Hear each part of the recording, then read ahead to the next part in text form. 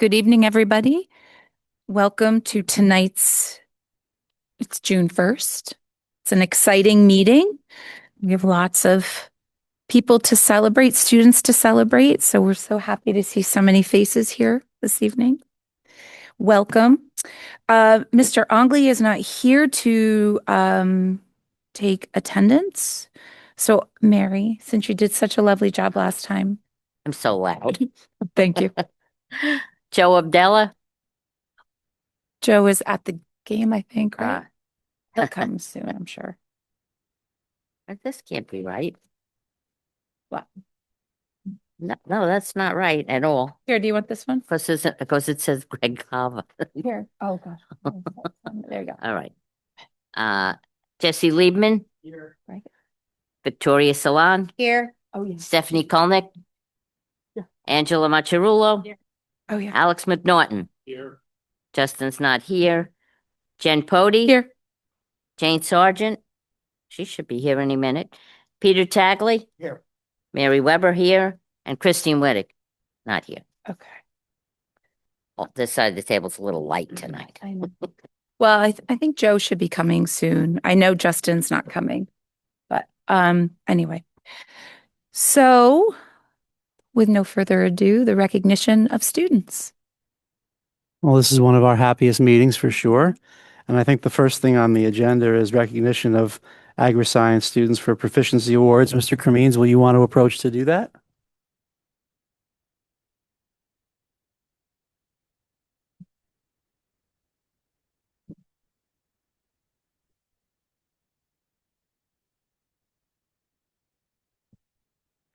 Hi, everybody.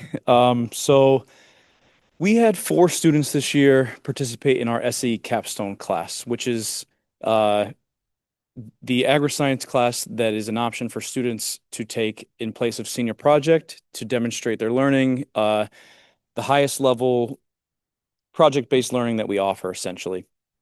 So we had 4 students, like I said, to do that with extremely high quality projects, and we're able to qualify for that experience. Part of the project is to complete something called the Proficiency Award application. So basically, what that is, it's a written report of all of their SAE accomplishments over the time in whatever business that they're working for. So it includes a lot of reflection questions, some pictures, financial entries. It's a pretty extensive written report, basically, of their SAE project.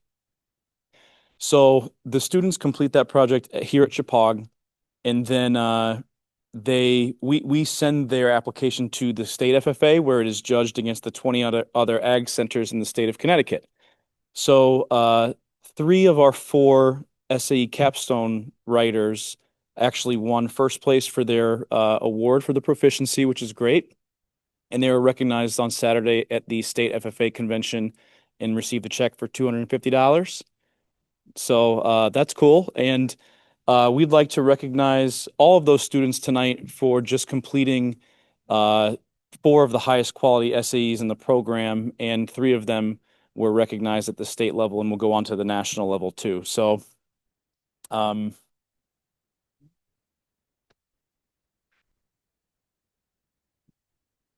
I only see 1 in attendance. I will read all 4 though.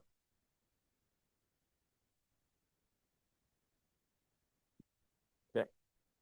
So the 3 state winners were Maggie Shriver for sheep production, um, Rachel Stirk for environmental science and natural resources, who is here in attendance. Rachel, you want to come up?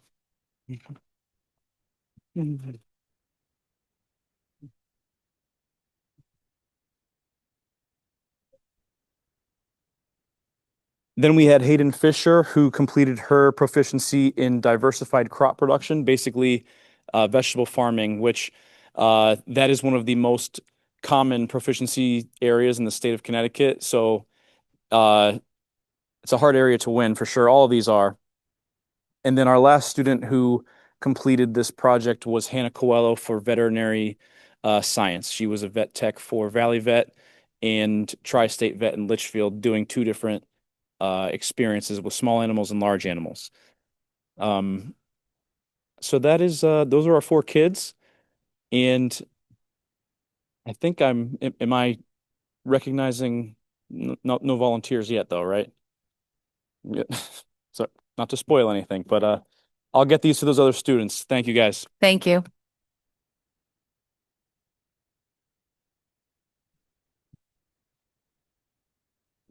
All right. Well, again, good evening, everyone. And I'm pretty sure that this is one of our favorite nights for the board and the community because we get to celebrate the wonderful work of our students. And this first award, I like to say for the students who win it, you're breathing pretty rarefied air because about 1% of the students in our state receive this award. It comes from the Connecticut Association of Public School Superintendents, in this case, specifically the Litchfield County subgroup of that group. And I was able to attend a really nice banquet with the folks we're going to meet in a minute, where they got recognized on a statewide basis. And now it's time for them to bask in the glow of the love of their own board. So they're here again now to be celebrated. Now, this award, the Superintendent's Award, is given to students who demonstrate community service and service to others, academic prowess, and leadership service to the school community. So it's a pretty well-rounded kind of thing. We're talking about Renaissance persons here. So first up, from Booth Free School, and when I call your name, come on up and then let me say some nice things about you, okay? And get your award. First up from Booth Free School is Alexander May.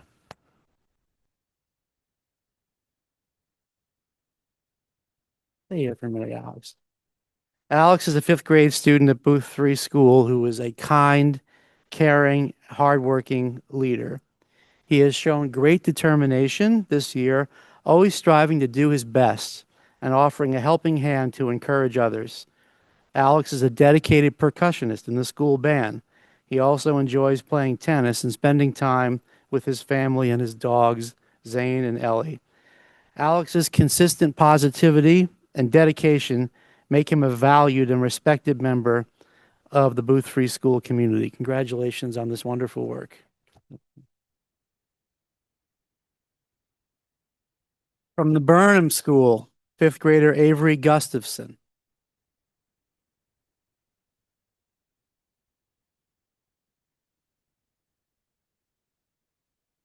Okay. Avery exemplifies kindness, hard work, and perseverance.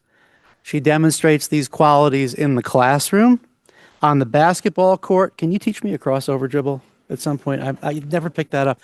On the basketball court, with her horses, and in many other parts of her life. Avery manages her busy schedule with impressive balance and still finds time to enjoy her favorite book. Do you want to say what your favorite book is? I think we should say your favorite books, right? Okay. Her dedication, positive spirit, and love of learning make her an incredibly talented and inspiring young person. Congratulations on your wonderful work.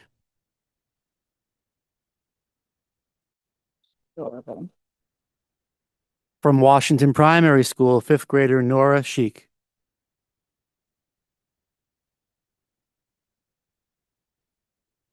Congratulations.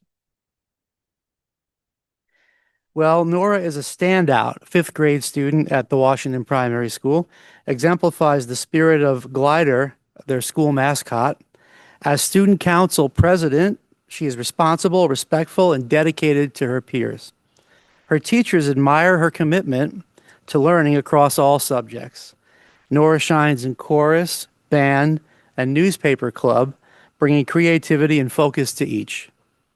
A triple threat athlete in soccer, tennis, and basketball, she balances academics and sports with ease, making her a deserving Superintendent's Award candidate. Congratulations on your wonderful work.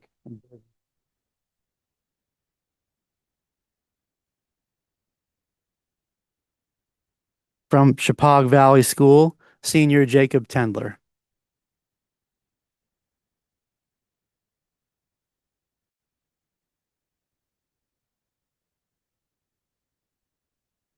It's Jacob. Okay. Jacob has been a remarkable role model, demonstrating the strong character, strong character, and the ability to effectively balance academics while participating in multiple sports year-round. While Jacob is intelligent and capable, it is his kindness and support for others that truly distinguish him. Whenever I hear that combination, I can't help but cite the poster I have in my office, which is a quotation from Nelson Mandela. I love it. It says, a good head and a good heart are always a formidable combination. So it sounds like a lot of these folks have that combination here tonight, including you, Jacob, right? His kindness and support for others truly distinguish him. He intuitively understands the needs of those around him and is quick to lend a helping hand. Jacob's positive energy is infectious, uplifting his teammates and fostering a sense of unity and camaraderie. Good for you. Congratulations again.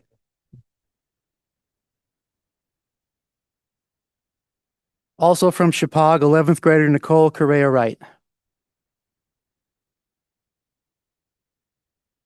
who maybe could not be here tonight, but let's celebrate her anyway, please. She is a dedicated and hardworking student whose character and service make her a deserving recipient of this year's award. Her friendly demeanor and positive attitude impact the entire school community. Nicole also serves as a volunteer firefighter, showing a strong commitment to helping and protecting others. Looking ahead, she plans to join the Air Force and pursue a career with the Air Force Office of Special Investigations. Now, that's not looking into UFOs. It's a law enforcement thing, a primary federal law enforcement agency. Although these days you can look into UFOs. All right, so congratulations to Nicole, and we'll make sure she gets her plaque tomorrow. And then we have finally from Chippewa, we have Eliza Barr.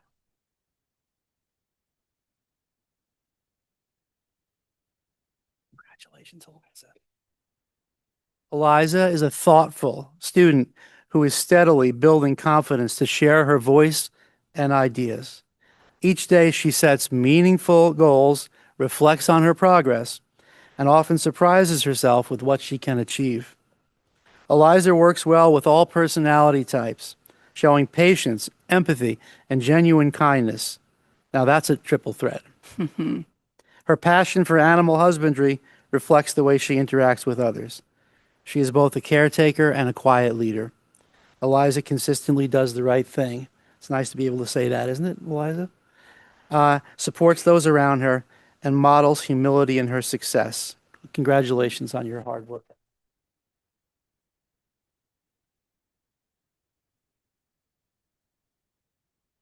Okay, there's also, I get the added privilege now of presenting another award, which is the Student Leadership Award for 2026. Student Leadership Award recipients are selected for their leadership skills, such as a willingness to take on challenges, a capability to make difficult decisions, a concern for others, ability to work with others, willingness to commit to a project, diplomacy, ability to understand issues clearly, and their ability to honor a commitment. It sounds like I should hire a few of these folks for a consultancy to help me forward. So first, we have 12th grader Hayden Fisher.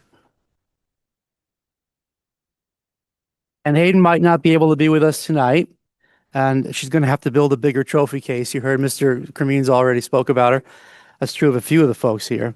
But let's again celebrate her anyway. Hayden is a fierce and determined young woman. Words like independent, selfless, and determined come to mind when speaking about her. But she is also kind, loyal, and empathetic to all who cross her path. These are not just descriptors, they are the essence of who she is at her core, and she will take this with her as she moves on from Chippewa next year. From the day Hayden entered Chippewa's Agri-Science Academy, she stood out as someone with a clear vision of her future. Her hope is to attend college as a pre-vet student, with the eventual goal of becoming a large exotic animal veterinarian.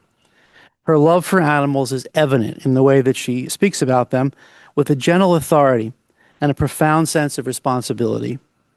Hayden's dedication to her dream is unwavering, yet she's not afraid to reflect on past mistakes, learn from them, and rise to the challenge of achieving at a higher level every day.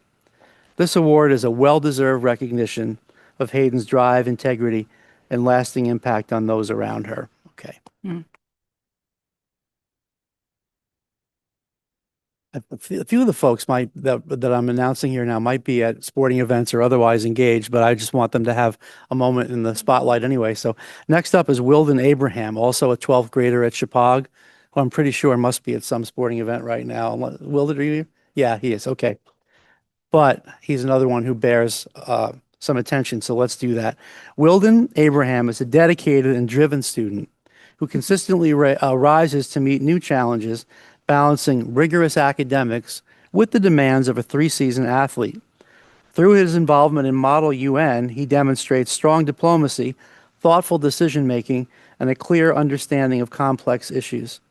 Wilden is also deeply committed to supporting others.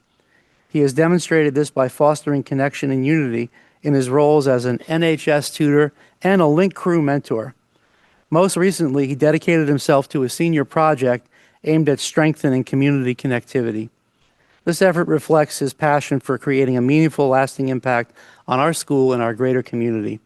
Wilden's unwavering integrity and reliability not only make him a natural role model for his peers, but also an ideal recipient for this award. And I'll go off script for 1 minute saying I saw this young fellow at our Resurrected World Affairs Forum recently as a panelist giving a great paper. So let's put that in the list of accolades too. All right, here, good for Wilden. Next is Madeline Toklowski, grade 8.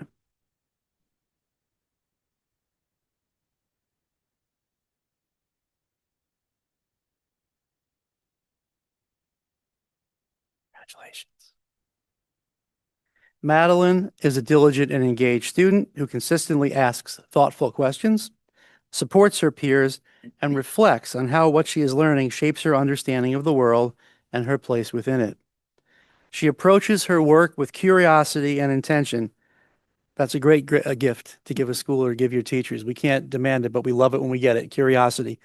Curiosity and intention, demonstrating both depth of thought and a genuine desire to grow.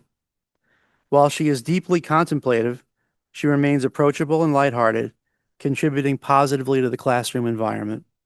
Maddie is truly a pleasure to teach, as she not only strives to meet her goals, but also puts in the sustained effort, both in and out of the classroom, to achieve them. Congratulations on your very fine work. And then from grade 8, we have Benjamin McKinley.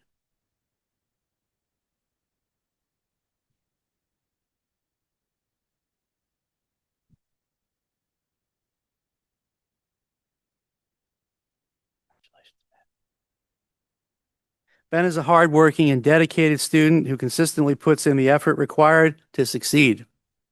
Although he joined Chippewa later in his middle school years, he made a seamless transition and quickly became an engaged and valued member of the community. He is inquisitive, willing to take academic risks, and approaches learning, here we go again, with genuine curiosity. There's a theme developing, and I love it.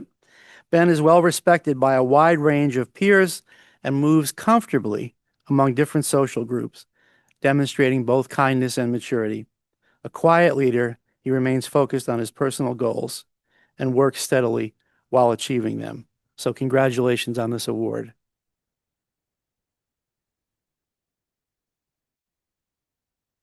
And I think I'll invite Ms. Ouellette to the podium for the next segment.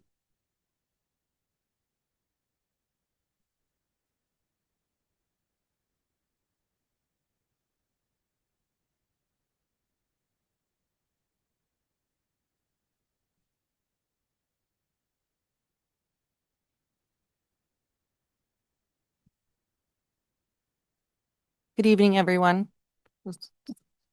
I have the pleasure of announcing the top 5 students at Chippewa Valley School for this school year.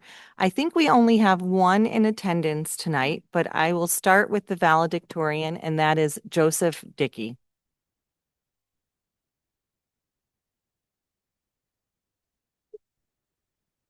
Our salutatorian is here, and that is JP Styrenko. JP, why don't you come on up? Yeah. I've gotten to know JP some this year through her senior project, which combines psychology and ceramics. JP is off to RPI next year, correct? And it's been a pleasure getting to know her. The same characteristics that have been said about all of the students tonight so far can be said about JP. When I learned about her senior project, her curiosity, her leadership, her passion, her dedication, all of that have shown through, and she's going to do remarkable at the next level. Congratulations, JP.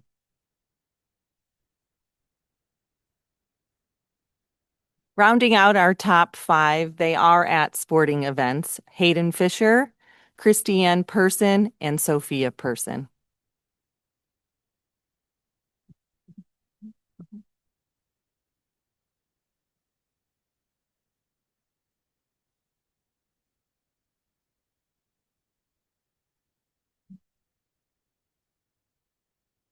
All right, I have my favorite phrases, and if you're stuck around me long enough, you'll hear me repeat them. But they're heartfelt, so I keep saying them. And the one that applies now is I have a strong belief that public schools are a reflection of the communities they serve. So it's time now for us to stop and talk a little bit about some members of our community who have gone above and beyond for our schools as volunteers. And every year it's customary for us to honor them and talk a little bit about what they did and how they've enriched our project for the benefit of our students.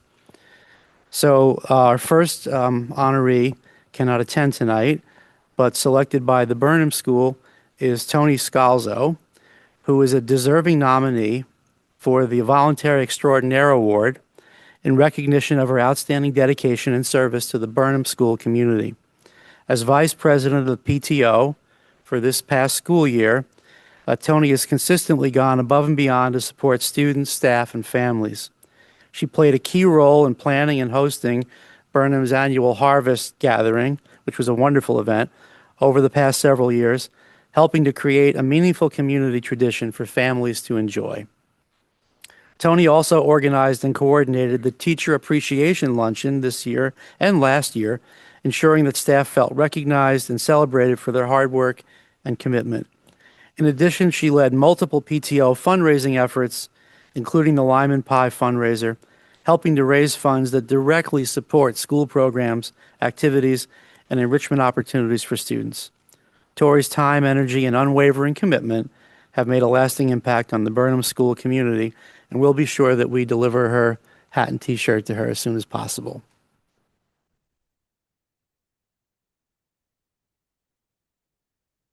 The Booth Free School selected Heather Hemsey.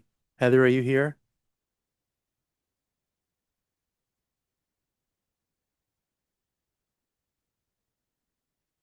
Come on up. I guess you can pick your hat.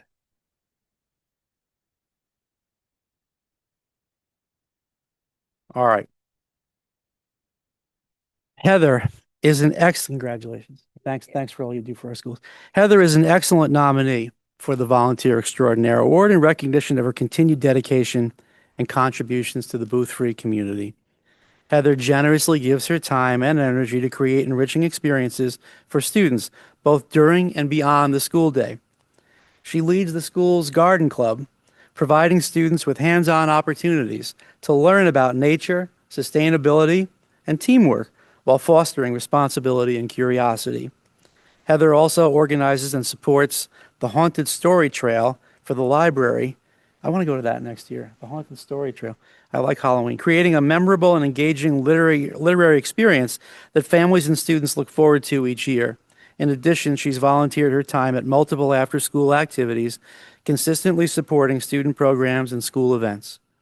Heather's creativity, enthusiasm, and commitment to our students and school community make her highly deserving of this recognition. Thank you. Congratulations. So much. Thank you. Thank you.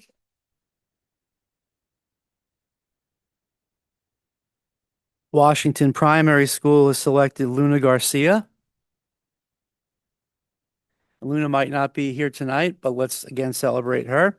It's a pleasure, the Washington Primary folks say, to celebrate Luna as their 2026 Volunteer Extraordinaire. Luna is someone who brings positive energy and a full presence to everything she does. As a past classroom representative, She's been the friendly go-to person who keeps families connected and informed. Luna's willingness to volunteer her time brings a unique sense of fun and flair to our community. Whether she's pitching in at the Spooky Trail, chairing bingo night, or showing up at the Bantam Cinema dressed head to toe as Glinda for our Wicked 2 movie night, she reminds us that working together makes a real difference. I'm willing to dress up as like the lion or something. I could pull that part off.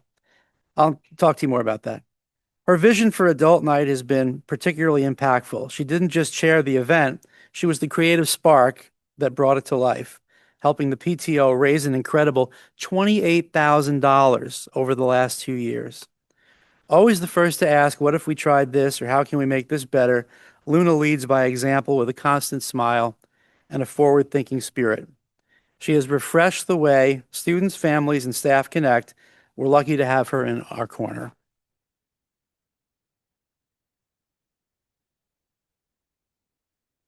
And then Chippewa Valley Schools volunteer extraordinaire this year is Chrissy Dowling.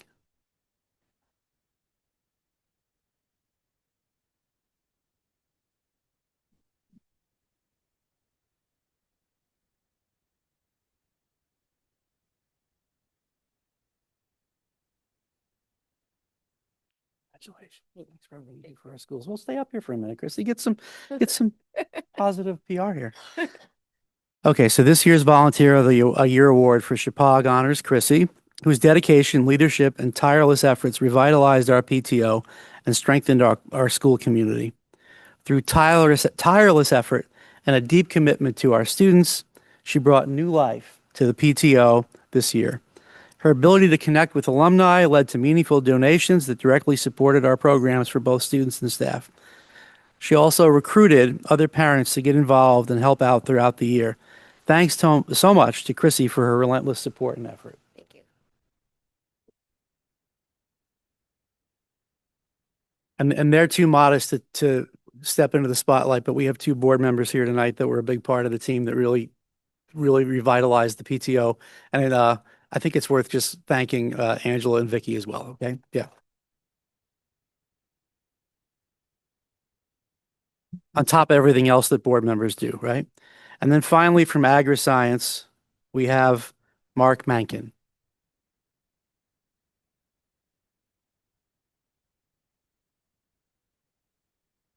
Okay.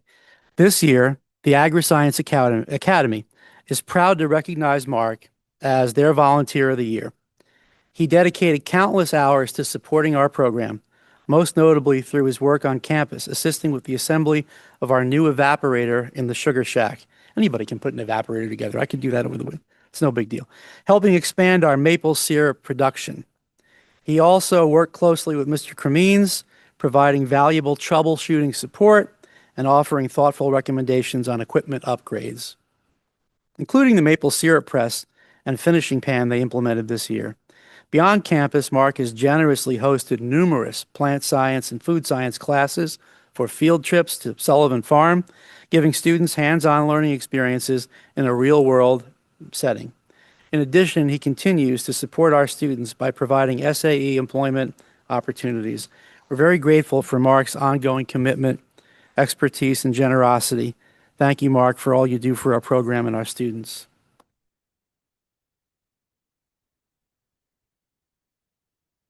And this last one I got to select.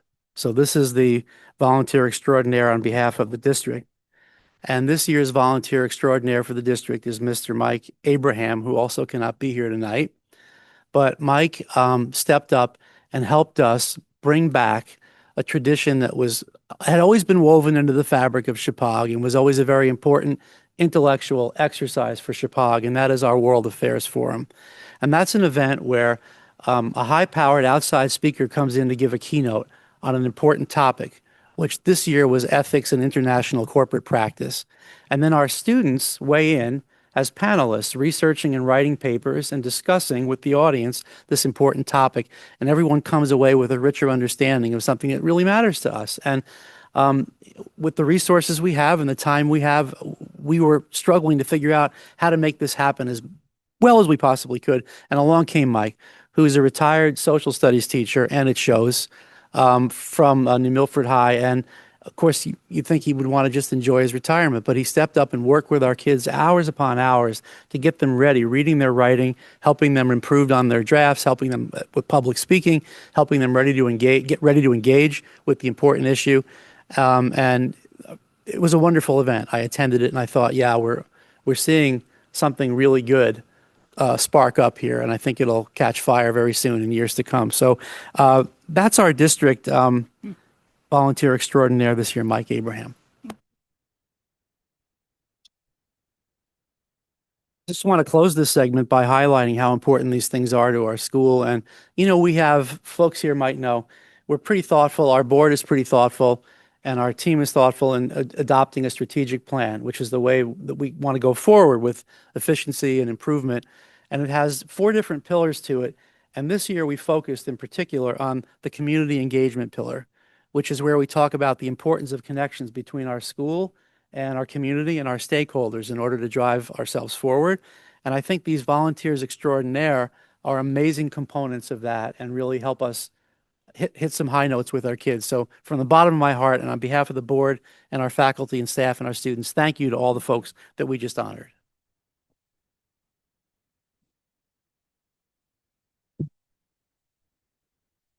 Well, thank you, Dr. Shells. We have some really wonderful goodies behind us to celebrate all of our wonderful students and volunteer extraordinaires. So we are going to take a short recess so we can do that. So thank you.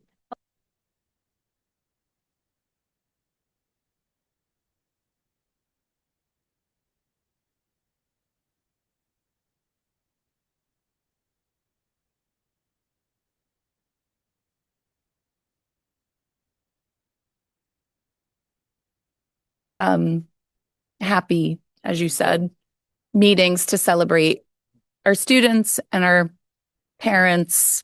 And I just love seeing all the faces here. I wish we could get more. Maybe we should have awards every board meeting to get more people here. Maybe that's a way to do it.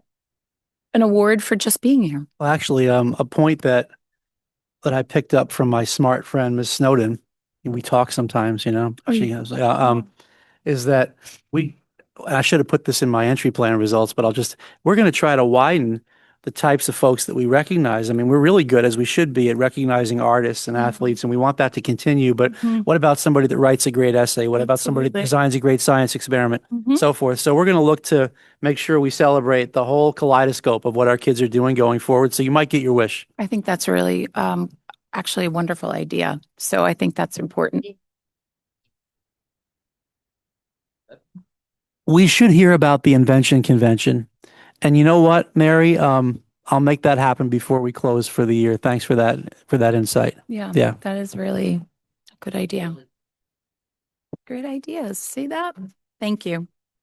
So we're moving on now to public comment on agenda items. So we really know how to clear a house. Do we, the cookie here. Is there anybody here that would like to comment on agenda items? Ben? No one? Okay. Thank you. And the consent agenda for the May 18th meeting. Is there anybody who has reviewed it and has any comments? Oh, okay.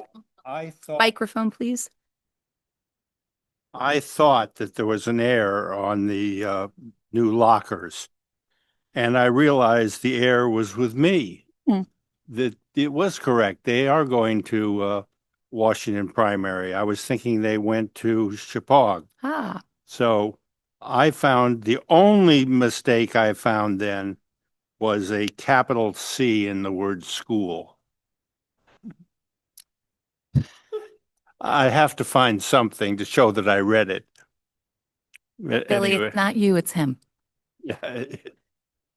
I'm teasing you. Anyway, I found found the minutes to be Okay. sterling. Okay. So we won't amend it. Great. So there's nothing to change on the consent agenda. Wonderful. Thank you. So now we move on to the year-end presentations, and we will start with Burnham and Booth Free with Emily Rue. Hi.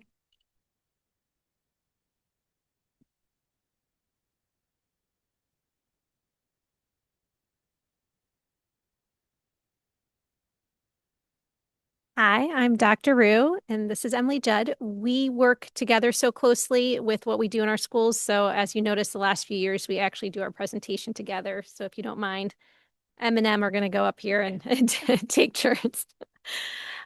So what we want to start with is just sharing with a link to the strategic plan, what we've been doing in our schools.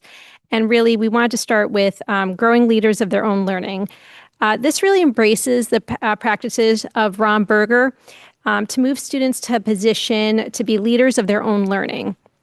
And all these pictures are of students working or doing something that relates to his work. And it's just really impressive to see, even at such a young age, how much they just soak this up. So tonight, we'd like to highlight some of those practices that are increasing the likelihood that our students will become partners in the learning process. Okay, we can go. Teachers share learning targets in a student-friendly language with the expectations for success. The learning target that you see here on the board is from a kindergarten classroom. This really helps the students know what is expected of them and to what degree. It helps students answer the questions, what am I learning today? And how will I know when I've achieved it? Usually you'll see teachers in the classroom share this, students will read it out loud, and then they'll share in their own words what the learning target and the success criteria means to them. If you take a look on that slide, we even have some students who share how learning goals impact them. Like knowing what the learning target is helps me understand vocabulary in the lesson. It also helps me know what my goal is and what to focus on. Another student said, I think knowing the learning target is helpful because it gives you an idea of what you're going to learn, and when you're done with the lesson, you can reflect on it. A third point that encourages students to be leaders of their own learning is, there we go, knowing what success looks like helps raise the quality of student work. So elementary teachers provide opportunities for students to analyze work samples or models to identify the patterns of strength and note areas of improvement. This approach encourages students to learn from well-crafted examples and to set achievable goals for themselves. It also helps the students and teachers reflect and give feedback on progress toward their learning goals. You can see a quote here from Mrs. Hoskins' third grade experience. She states that models help students understand complex ideas by making them more concrete and easier to visualize. They support learning by showing relationships, patterns, or processes in a clear and organized way. Models encourage students to explain their thinking, ask questions, and deepen their understanding.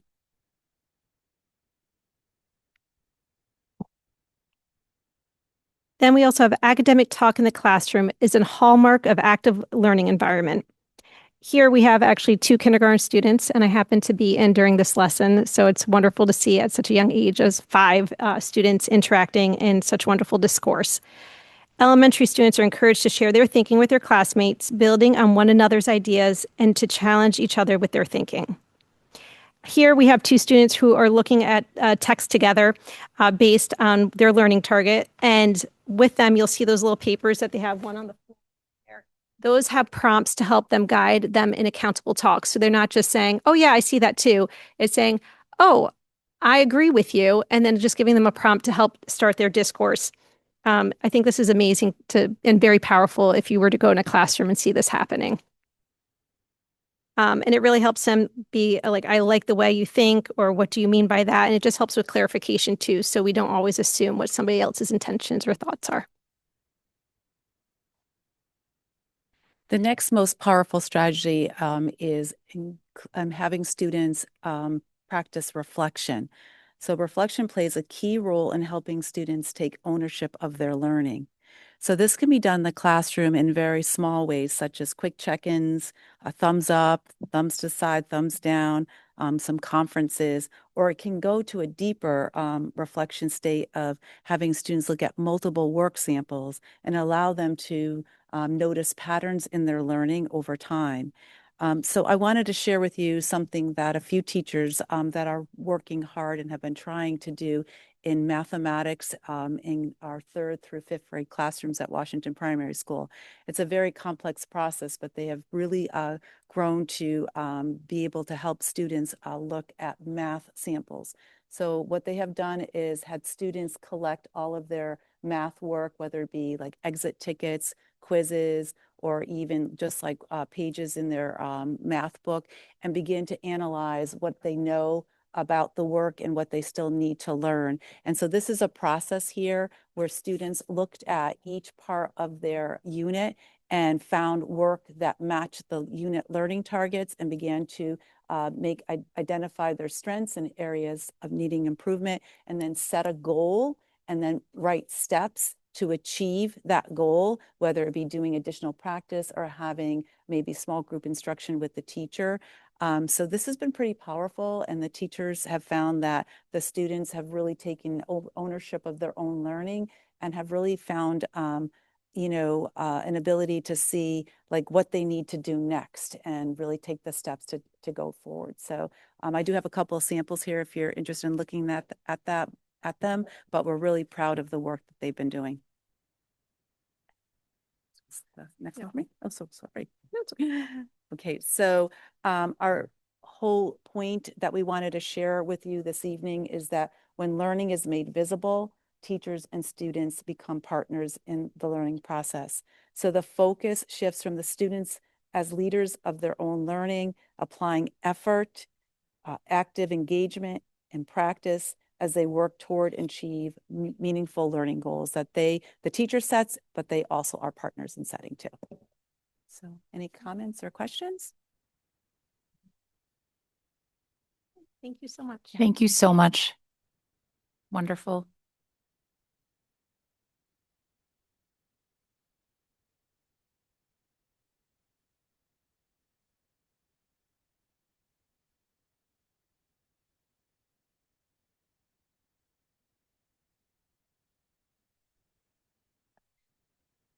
Hi, everyone. So I have the pleasure of talking about the year in review at Chippewa.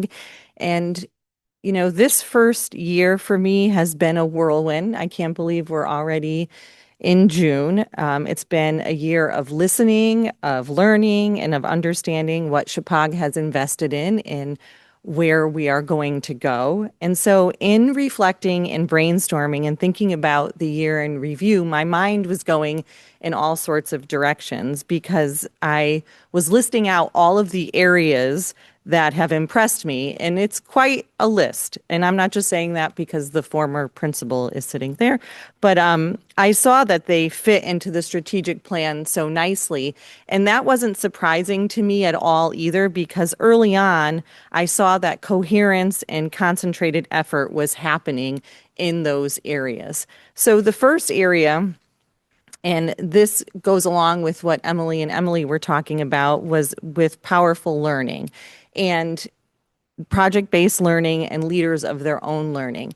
I saw so many wonderful examples this year of project-based learning, you know, from the Antigone trial to sitting one-on-one with freshmen and them talking to me about their reading life and their reading year in review, to looking at crime scenes in forensics and allied health. There were case studies where I walked in, there was a patient and they had to figure out what was wrong with the patient. The cutting boards that the agri-science students made, the syrup that I put on my pancakes every morning, you know, the honey in my tea. There were so many examples of project-based learning that had students doing. They were learning, but they were applying their learning. And it really goes hand in hand with what Ron Berger was saying and what Emily and Emily were saying with making learning visible and the work that's being done with leaders of their own learning. So many teachers focused in their evaluation goals for this year on aspects of leaders of their own learning, whether they were talking about tying their learning targets and their success criteria that was to work that was being done in class, using models and critiques in order for students to create the most effective products, and also using data with students to see and really plot their own growth in their classroom learning. I saw aspects of leaders of their own learning everywhere. Another really impressive thing that I saw were lab sites. I was lucky enough to be part of lab sites this year where a teacher would invite other teachers and administration in while they were working on a problem of practice. So they wanted feedback on a lesson. They would tell us ahead of time what the lesson was going to be, what area they wanted feedback in, and we'd go watch the lesson. And then there was a protocol where we would debrief afterwards about what occurred in the lesson and giving meaningful feedback to the teacher. And I did this in art, in math, in science, and in the humanities, and the discussion was rich. The feedback they got from their colleagues was amazing in terms of using it to propel their growth and when they were going to do the lesson again. So that was wonderful. And one of the other things was the vision of a learner. So right off the bat, when I came to Chippewa, we were in the middle of the NEAS collaborative conference visit. It was going to be happening in a couple of months, and we were working hard with the faculty on the vision of a learner. And I'm very excited about this because it's this core set of beliefs that is going to run K through 12. And it's not only, a NEASC requirement, right? But that's secondary to the fact that it will be quite the thread that will be going from our schools from kindergarten through 12th grade, right? These set of expectations and what that looks like when you're a kindergartner to 4th grade, to 6th grade, to 8th grade, and then when you walk across that stage at graduation. And then when I looked at diversity, belonging, and well-being, I thought there's so many aspects of that I saw this year, but these were three of the three that I wanted to highlight. And one was work with unifying Chippewa, and this idea of that we are one school, right? And that everything we do is for the overall purpose of growing all of our students. And so one of the things that we did is we had one open house this year. It was for all of Chippewa, whether or not you wanted to join our Agri-Science Academy or you wanted to be part of our middle or high school. We had one open house, and we also had all staff take part in tours of the Agri-Science facility. And it was surprising, I guess, that some staff had never been to the barn or had never been to the greenhouse. And so it was a great opportunity for both students and staff to see all that Chippewa has to offer. We're working on capitalizing on Link Crew, and we're bringing in a program called WEB, which is Where Everyone Belongs, to our middle school. And our middle school counselor, Kelly Norris, during April break, went and got trained on WEB. So now we have a transition program for both middle school and high school that links together. And so we're really excited about that. And then I also saw a lot of work with the first stages of restorative practices. We did a lot of professional development with faculty, and we really looked at our behavior matrix and tried to revamp a lot of the behavior matrix to mimic what it would look like to look at each behavior in a restorative way. We have more work to do, of course, but that also impressed me this year. And then in the two other categories of the strategic plan, family and community and innovation and delivering value, the innovation and delivering value, we worked hard to implement some new ECE courses this year in financial literacy, in music, contemporary issues in sport, and Spanish will have a dual AP and ECE enrollment. This newly redesigned Library Learning Commons When I came, I couldn't believe how much was invested in it, and the outcome you see on a daily basis is just beautiful.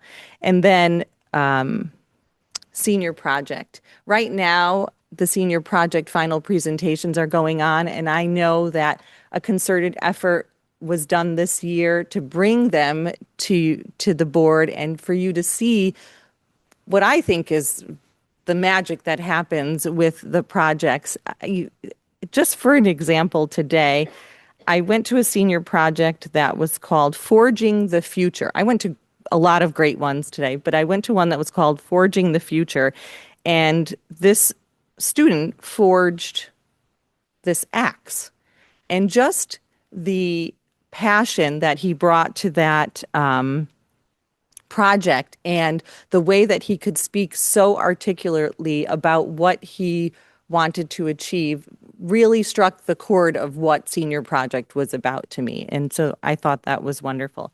And last but not least, family and community engagement. 3 areas to highlight there are this year's career fair. Thank you so much to Sophia, and you'll hear about this when we talk in our counseling presentation, but to Sophia and the staff in the counseling department that brought a real life experience to our students in going to these career panels to see what their careers could be in the future. And we got really strong feedback about the format of the career fair to keep capitalizing on that in the future. One of the very first things that when we were thinking about unifying Chippewa and we were thinking about family and community engagement, we created a promotional video called Why Chippewa. And I think some of you may have seen it early on in the year. And we used that at our open house. And I think that it was met with real excitement to see the one community. And I know Ben and I are going to actually work on that more this summer to bring more examples into it and enhance it even more. And one of the last things is we have news from Chippewa every week. And in order to have the community get to know me a little bit, I added a section called From the Principal's Desk, where every week I talk about and try to highlight some key events that are going on, some key things that I saw, and then maybe some ideas for the future. So I don't know if there are any questions that I can answer. Questions? Mary? Where are we with getting technical advisors that are from the community? So there was, as part of There's senior quite a few of project, them this yes. year. So as part of senior project, as part of in the last slide were just some pictures from this year that I had put together. But quite a few, one of the pivots we made for senior project was to try to stretch students to get technical advisors that were not in-house, but that were really experts in their field. And what we tried to talk to students about was you can have mentors inside the school because they're the people that know and love you and will support you. But for the technical part of the project, let's try and stretch you outside of the school. And I would say, according to the senior project teachers, we meet every Tuesday morning and I'm in those meetings. This year, more than ever, there were technical advisors from outside of the school. Of course, there used to be technical advisors from the community. Almost all of them were done from the community, and then COVID happened. Right. So so we're trying to build that back in the up. community that know a lot of people and know what they do, and if a whole bunch of us, I don't know that as many people as some of my friends, but if they could help, that would be great. I agree. I had talked to Don about having a community council to help meet the kids with their advisors to see if we could have them meet and have more technical people And I know we were creating a spreadsheet with community members and their areas of expertise and how we could link them to Yeah. students. But there's so many. There's quite a few people that can help you with that Yeah, and in the community. So I hope you'll take advantage of that. of course. I can tell you who they are Okay. some other time. But yes, Sounds good. and I think they will help you. I think so too. So I have a question. Sure. I'm like, do I raise my own hand? I never know how to handle that. So, this being the end of your first year, and as you were saying, doing a lot of listening and watching and the review, I'm curious how next year, what you might want to implement in terms of things that are part of you're observing that you would like to see implemented on your end, so that it would be now that your transition, because I know that you were saying that in your principal's corner, some of the ideas that you had. So I just wondered if you would want to share some of those with us. Sure. I think one of the areas that I'm really excited about, where I see a through line in many aspects, is the concentrations proposal that we've been working on. And I think that proposal can reach into so many facets of the work that we do. When it comes to college and career readiness, when it comes to future planning for students, it really can touch upon their community service. It can touch upon their summer programming, just to get students in the frame of mind of thinking about a pathway for their future, whatever it is. It doesn't have to be defined, but I'm really excited to capitalize on that idea and see the throughways. Carrie and I have been talking about this course that EdAdvance has, and if we can work that through. And then I know Jesse had great ideas and suggestions, and we're working on that as well. But we want to get students right when they come in freshman year, thinking about all of the ways that they can contribute and how all of that can really, in a sense, create this portfolio of who they are. And it's okay if it changes and it evolves, but we want to set that purpose and that standard right when they walk in the door. So I'm very excited about that. Thank you. Mhm. Any other questions? Yeah, I just have a question about, so you talked about the web program, which I think is great, to get kids better oriented. But I'm curious, there has been I think they call it primary partnerships program, that the Mhm. primary school kids come to Chippewa, or the high schoolers go to the primary schools, and they do some activities together, which I know just for my kids they've really appreciated, and they've thought that was great.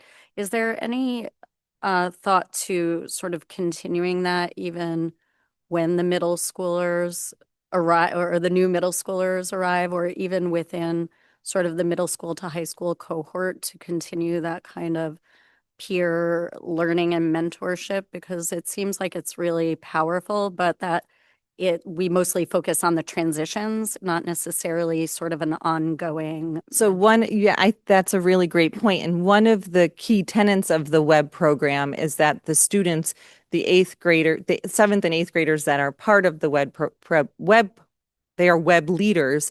It's a continuous check-in with the sixth graders throughout the year. It isn't just at transition. It isn't just as they're orienting to the school year. They have activities with them throughout the year, and they establish buddies through the program as well. And in fact, we have our last primary partners tomorrow, and we do have a couple of orienting activities there. But when they meet their web leaders, they will really get to know them, and they will keep checking in with them throughout through the year. So it will have that enhanced, we believe, that enhanced mentoring support, not just sort of a one and done. Right. Okay, Mhm. great. Thank you. Thank you. Any other question? Thank you so much. Okay. Really I think we're appreciate it. staying up here. Yeah, I'm gonna say. So I'll get comfy. Sophia, are you coming up?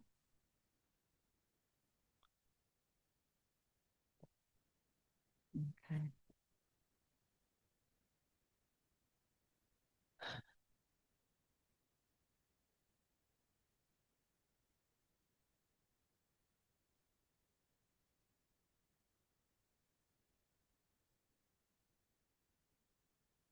Okay, so Sophia and I are now here to talk to you about our school counseling program and some work that we've been doing there. So, really good questions were raised at the beginning of the year, and we took part in a self-study. And as a result, we have a vision for the following areas. So we heard the questions that were raised, we really reflected on them and did a self-study. And these are the areas that we have some ideas about. We took part in implementing some things, and then we have some future ideas as well. So modernizing student tools, diversifying communication to families, an ASCA partnership, optimizing daily operations, and fostering continuous data-driven improvement. So the first area that we're excited about is new tools for engagement and success. And here, one of the biggest things that we're doing is we're moving away from Naviance and we're moving to a new platform called School Links. And we're really excited to be transitioning to this. We know area districts that have transitioned and are very pleased with this product because it provides students with a more modern, interactive, and engaging platform for career exploration and college planning. So we can't wait to get started with that. The counselors are receiving training any day now on this to get ready to roll it out for our students in the fall. We're going to make some website updates so that we can have comprehensive information, like a one-stop shop on our school counseling page.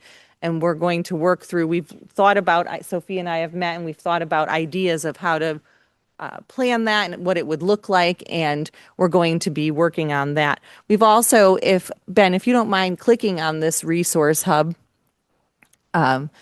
this is meant to be a spreadsheet with comprehensive resources to support the college process, and it has, various resources to help students and their families in the college process. And this just is one prong of resources that we will be sharing with families. And if you go back, Ben, we also thought about social media and the different ways that we could utilize social media, and in particular, some Instagram accounts. There's this Instagram account called the College Navigators that is really up to date. It's a former admissions counselor. I have intimate knowledge. My third daughter is a senior this year, and I went through the process, and I found and I also ran into a couple of parents who were talking about the College Navigators, but really had key information about just all the different aspects of planning that parents are wondering about. And then as well, College Expert and College Wise.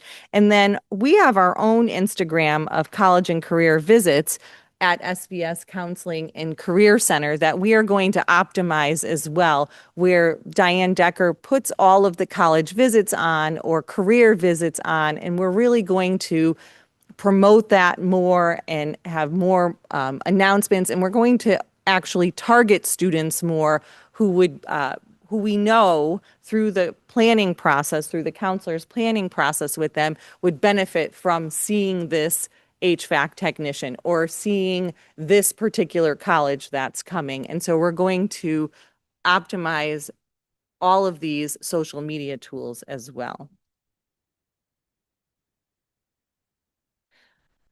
So communication and partnership, really the idea is increased positive and proactive outreach of upcoming events and using, like I said, diverse methods, email blasts, social media, in-school announcements, emails to families. One thing we did this year that I think we started that has been beneficial is our post-meeting summaries to parents via email. And if you could just go ahead one slide, Ben. This is an example. So I think something we noticed and a key idea that might not have been there from the start is that if a parent can't join a planning meeting, they can't be there, whether it's a work commitment or whatever it may be, but the student and the counselor are meeting.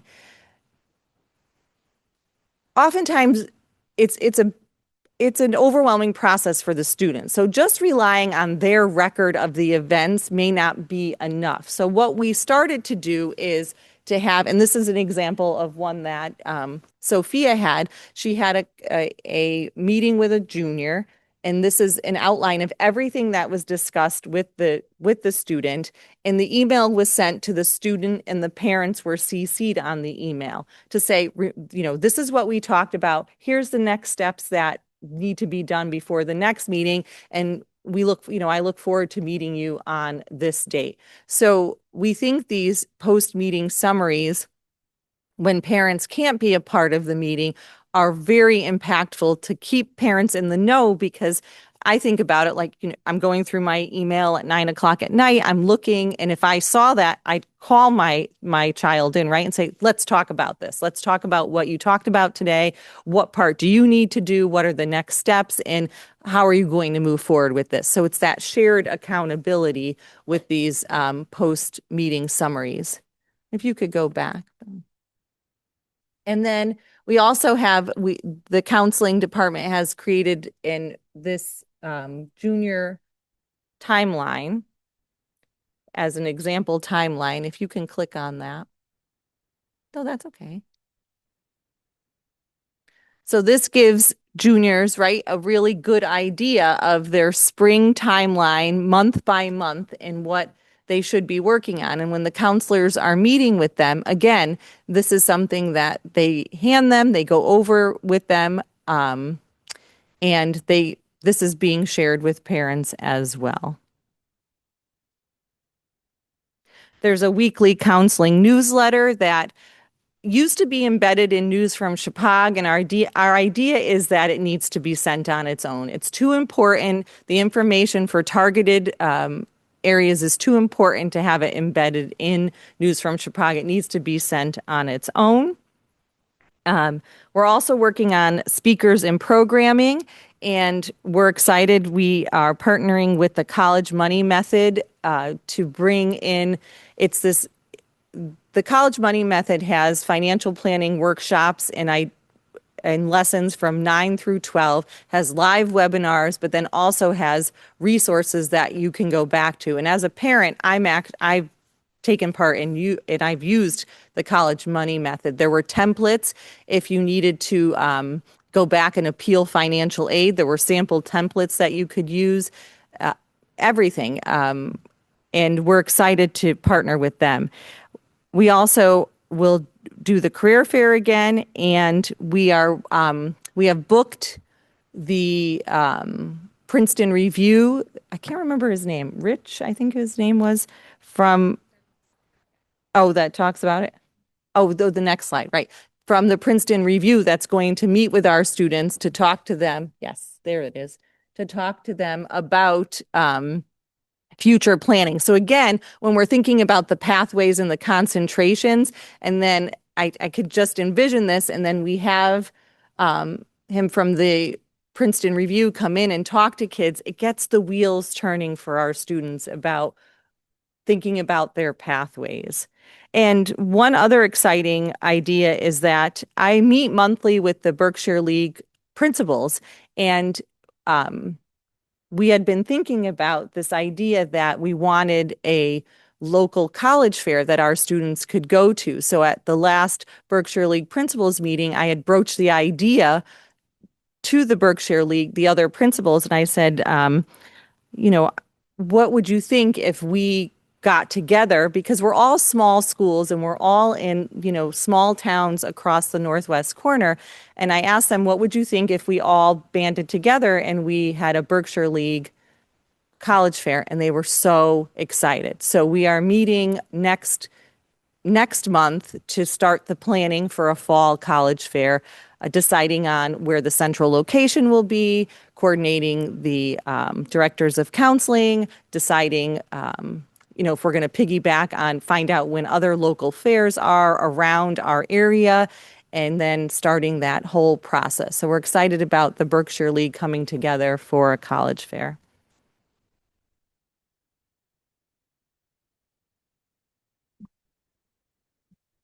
Sophia's turn.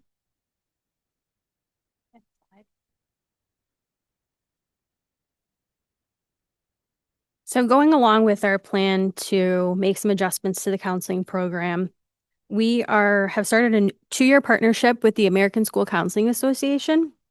This partnership includes 6 intensive workshops facilitated by a certified trainer from the American School Counseling Association, who will be shepherding us through some revisions to our programming, creating a more data-driven program, and building in different systems so that we can collect important data and make sure that our program is as responsive as possible to our population.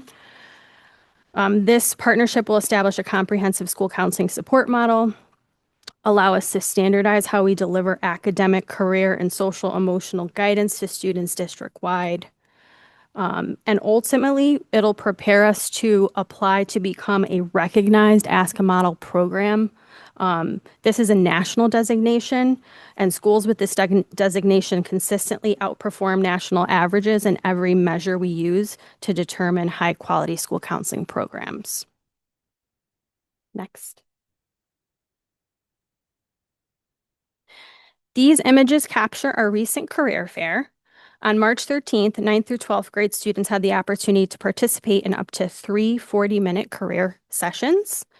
Over 50 representatives from the community participated in person and virtually to talk about their careers with our students. By bringing in these local professionals, alumni, and industry leaders, we gave students a tangible look at potential career fields. This real-world exposure links directly back to the academic scheduling and career assessment discussions that take place inside our counseling offices, making future planning relevant and exciting. Next. The next thing we're focusing on this year is optimizing daily operations in the counseling office.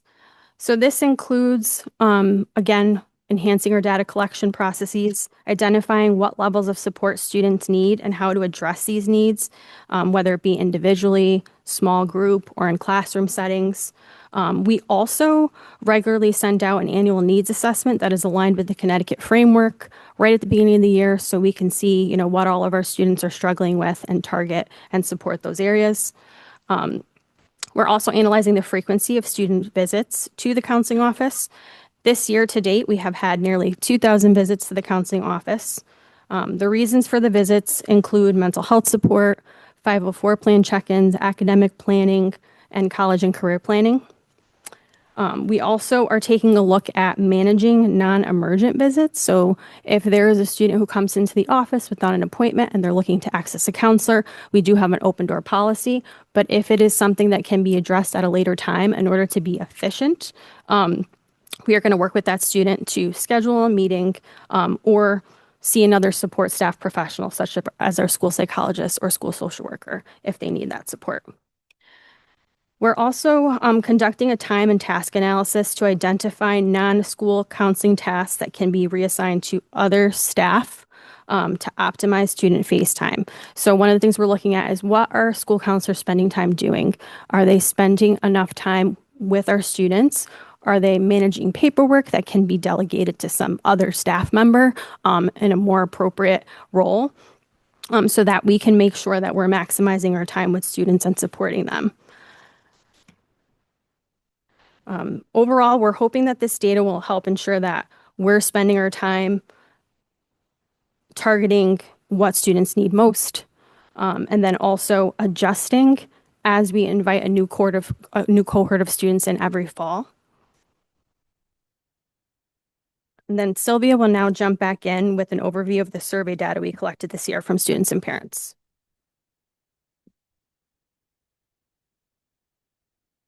So the idea here is that we want to foster a culture of trust where families and students feel comfortable sharing real-time feedback with us. So we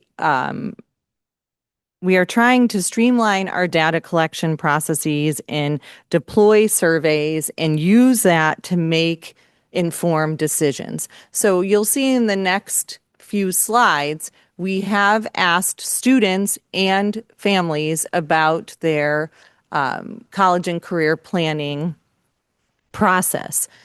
We asked what went well and what they felt needed improvement. And the idea is to take all of this data and to use it to inform what we do next, right? One example is some students said, make the meetings mandatory and make more of them, right? Like really push us to be in those meetings. And so we're going to take that feedback and say, okay, we will definitely, there's always that one first mandatory meeting, but we are going to continue to make the other meetings mandatory. Have students, one idea that we talked about was when the students are in that first meeting, have them take out their Google Calendar, create the next meeting, and have them put it on their calendar and be invited to it so it will pop up and it also teaches that skill of keeping your appointments and having your appointments in your calendar. So there are areas of that they thought went well, students and families, and areas that they had feedback for improvement. And the idea for us is when we look ahead, Ben, if you want to move to the last, you can keep going. The student survey, parent survey, and then the last slide, I think. Oh, well, there should be one more. There it is. So the idea is we're going to take all of these surveys and the information, and there's one more survey that students are required to do in Naviance, and it's their senior exit survey, and they're doing that right now. And we want to take all of that information and use it to move forward in the next year. And these are just some of the other ideas and that we are looking at. The rolling out the college tools, deepening the community partnerships, ongoing focus groups with students and parents during and after the process. Really, we don't want anyone to be afraid to give us feedback. We want the feedback. We want to keep, using that feedback to move forward and work on just all of the ideas that are brought forward to us and capitalize on the strengths, but continue to work on the areas that we need looking ahead. I don't know if there are any questions for us.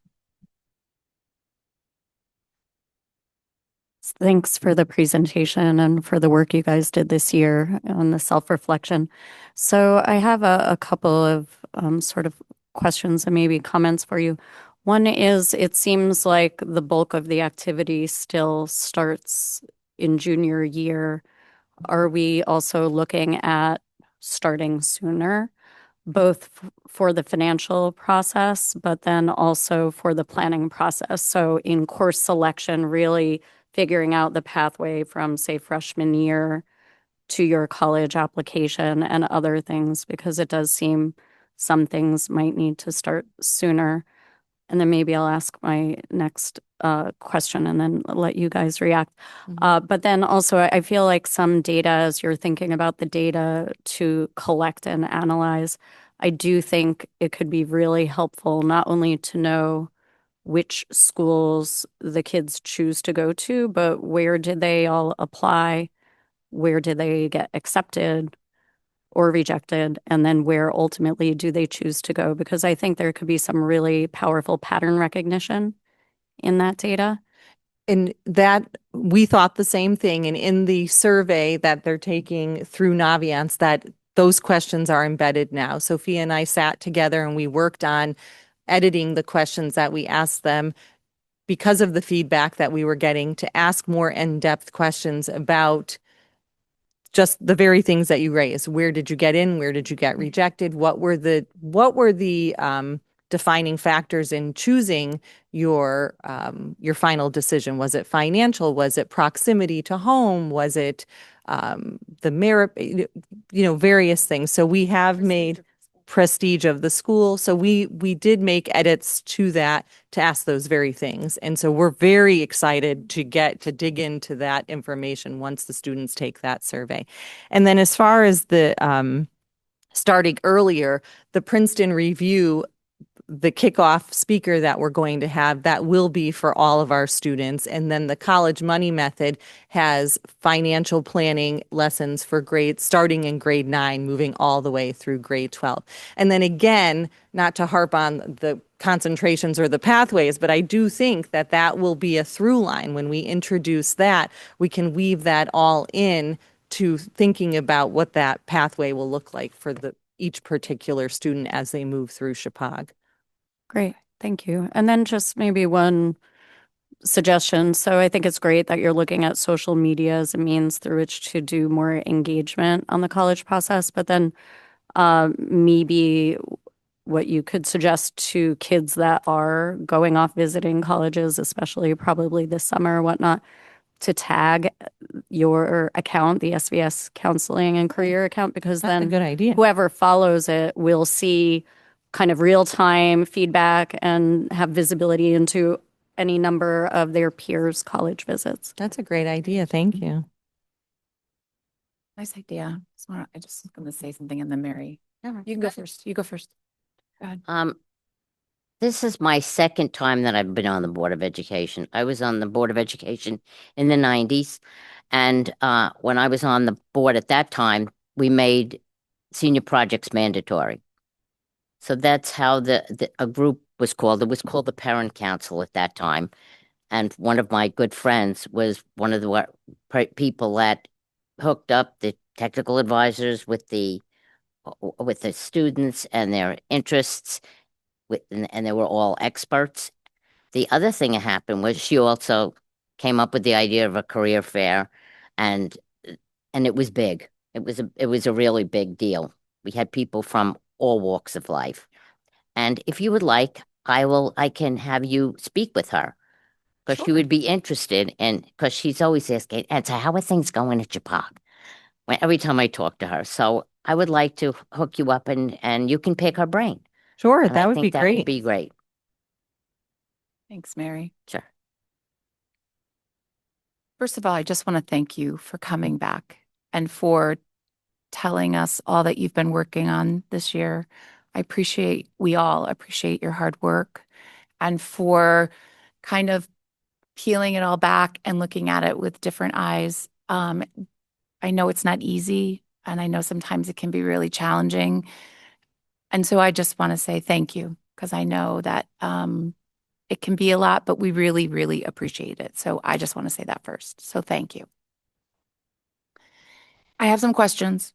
Sure. So I'm just going to do that. First of all, I just wanted to say, is the checklist that you have going to be accessible to parents online? Okay. So we're going to put the whole resource hub linked to our college and career counseling page. And we also send links to it in every single one of those follow-up emails that parents are copied on. Okay. And we also sent out in the fall and the spring a list of all the resources that could help support the college and career process. Thank you. I know that we are in the process of changing the website a little bit, so to make it more user-friendly, because I personally don't find it easy to navigate. So I would hope that this could be much easier for parents to navigate and to be able to find their resources. To sort of piggyback a little bit on what Christine said, this is just my 2 cents. Honestly, truly, it's only worth 2 cents. So take it or leave it for what it is. But I'm somebody who's very literal and needs somebody to walk me through things. So for me, I think even if it were just suggestions for the freshman, sophomore year prior to the junior checklist, to give suggestions for parents and students to be thinking about what they should be doing in those years to prepare I think is helpful, whether that's starting to build their community service, whether that's to start adding on to their portfolio and their extracurriculars, whether that's to whatever that may be, right? To sort of do all those things that you are too darn busy to do in your junior year because your course load is really heavy and you're thick into band and you're really into the varsity practices and all of that, to be able to really encourage your students to start maybe planning that part of their time then, so that maybe they're not worrying about it so much on the back end. Those are just they can be just suggestions, or maybe things that parents and students can think about in your freshman and sophomore year. I just think that those things are can be thoughtful, that parents and kids can refer to and use. And I just like them. So if I had, which I will never have a freshman high schooler again, but it would just be nice to have, even if my child was in middle school and they're in 8th grade or in 7th grade and I'm looking at what's going on. It's information. And I just think sometimes it's just helpful. So those are just suggestions. And then the other question that I had was, from the surveys from parents and students, how many filled them out? So the student survey had 70 responses Out of 100. Great. Okay. So 70 for students. And then what about parents? The parents survey did not have the same response. We sent it out 3 times. And then we targeted the people who hadn't responded, and we got 15 unique responses. There was a couple duplicates. So we definitely need to work on, I think, making a more targeted survey. So it was open-ended. Yeah. Which can sometimes seem a little overwhelming if a parent gets that in their inbox and they have to construct. How many questions did you ask? Just what went well and what they would suggest to improve. So you just only asked 2 questions? So we're gonna target it specifically to the different programs that we offer and what questions parents might have about the processes of post-secondary planning, course selection, everything that we support students with. Yeah. Targeted to those topics. Yep. And multiple choice. So it's some easier for them to take in and fill out. That's a great idea. And then we were also thinking with this idea that we really want to build this culture of parents, giving us the feedback. That's right. If we have maybe a focus group in the That's right. fall. I was just going to say that will give us some really rich information. But I also would suggest maybe reaching out to a few of the parents that maybe did fill out the survey and ask their feedback on what they thought of the survey, and maybe ask them maybe what they would what would you want asked. Maybe there's some suggestions there that might help you to help that out a little bit. We were also thinking about maybe after graduation, if that we might ask the parents one more time, and maybe then it's all over and they might have a minute. This is like the worst thought ever. And then God help me when people go back on YouTube and watch this. But I always think like, I'm half joking, but also serious. But like, like when your kids can't like get like whatever until they hand in their Chromebook, or they can't, you know what I mean? I'm not saying that, but like, there's certain things that they can't leave unless they do a certain thing. Making them do the exit survey. Students, not parents, students. Well, right. So maybe we, say to the parents too, well, if you want your child to get the cramped gown, you have to fill it out too. I'm just, like I said, I'm half joking. I just turned a textbook today. It was 4 years old. I'm just saying, I know. But anyway, I just think that I don't know, but thank you. I appreciate the work. I really do. Yes, please. Thanks. Just to echo, thank you for that in-depth presentation about all the work you've done. I just have a question about the American School Counselor Association. That partnership you mentioned it's going to focus on data-driven solutions. Are those data-driven solutions the same as the sort of daily optimization you talked about? Or is that related to like college admissions data and job data and test prep data and it's all of it? It's all of it. It also supports us in connecting our work, which is sometimes less tangible than, academics and what happens in the classroom, to district and school goals. So we want to improve attendance. We want to improve math scores. How can school counselors help those students? So one project we did with the American School Counseling Association this spring was targeting ninth graders who were below benchmark on the PSAT by reviewing study skills, test strategies, understanding what is getting in the way of their success in math, how they feel about themselves, right? And building up that confidence and identifying their strengths so that they can come to school feeling confident and ready to tackle any challenge and persevere through difficulties, is our hope. So over the next 2 years, we had one session so far, full day training with the ASCA trainer, and we have them mapped out through the fall. And then we will come back and present to you all on the adjustments we've made to the program. Got it. And is there a cost to it?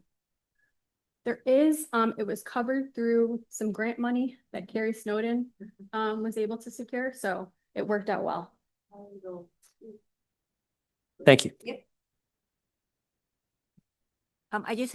So I think it's when you do the college fair, I think that's great, but I think it would be important to include freshmen, sophomores, because I don't think it's too soon. So I don't know if that was part of it. I know we'd have to get them to wherever it is they're going to be going. Maybe it would be here. So I think that's important.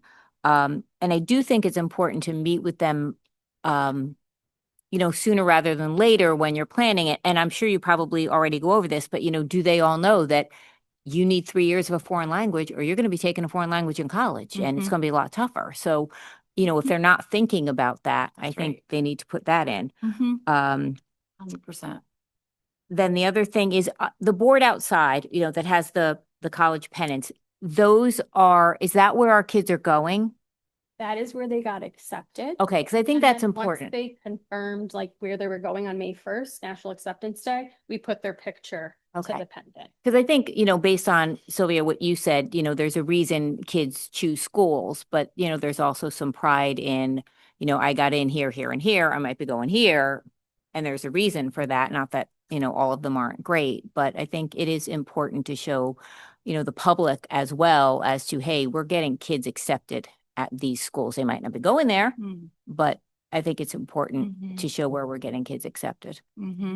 But yeah, I think those were my points. Thank you. The 3-year language thing is really important to put in the freshman checklist. Yeah. Oh, and just one more thing. And 3 kids, I didn't learn it at all. The 3 kids. I think it's important because I don't think parents think about this. So if you're taking your family to, even if they're in 8th grade, but you're taking your family to Williamsburg for vacation, you need to say to, maybe put the bug in their ear, look at the colleges that are 20 minutes away and go, you know what, we've got some downtime before we hit that amusement park. We're going to go drive through William and Mary, or we're going to go drive through, I think there's a lot of places that you're close to that you haven't done it. And then when you're in junior year and your kid says, I want to go see William and Mary, you're like, damn it, we were there 2 years ago on vacation. So I just think it's a good sort of a practical thing that I never did, but it would have been a good idea. No, it is a good suggestion. Great. I just want a couple of things. I'm going to piggyback on one thing that Angela said. I think it's extremely important to showcase where our students are getting accepted to. So for my son's personal experience, he got accepted into many great, great schools, but out of state, they gave no money. And to educate, to educate him for undergrad for 4 years, paying $75,000, $80,000 versus $35,000, it was a no-brainer. So, it's hard on these kids to explain to a 17-year-old, to an 18-year-old, financial decisions. And, but they're super proud that they got into, good schools. And so I think it's really important to showcase where our students have gotten accepted. that's one thing that I know was mentioned a couple of times. Secondly, about the parent survey, I think with all of the hard work that you have done this year, and I recognize that, and I want to say thank you for hearing what was said, and for working really, really hard this year to correct things and to expand on what you were already doing. I think next year when you send a survey out, I think you're going to find that more parents will respond. And I think there were many reasons why you didn't get responses this year. Reasons that are unsaid and reasons that you can assume or whatever, but I think next year you will get many, many more responses because you have done so much this year. And I think that you're going to get a really good response next year. So hats off to you for your hard work that you've done this year. Thank you.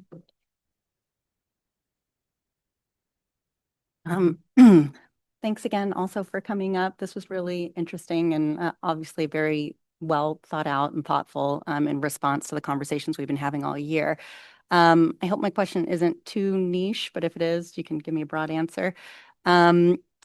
Is there a separate process or anything that you do additionally for our students with 504s and IEPs and special needs?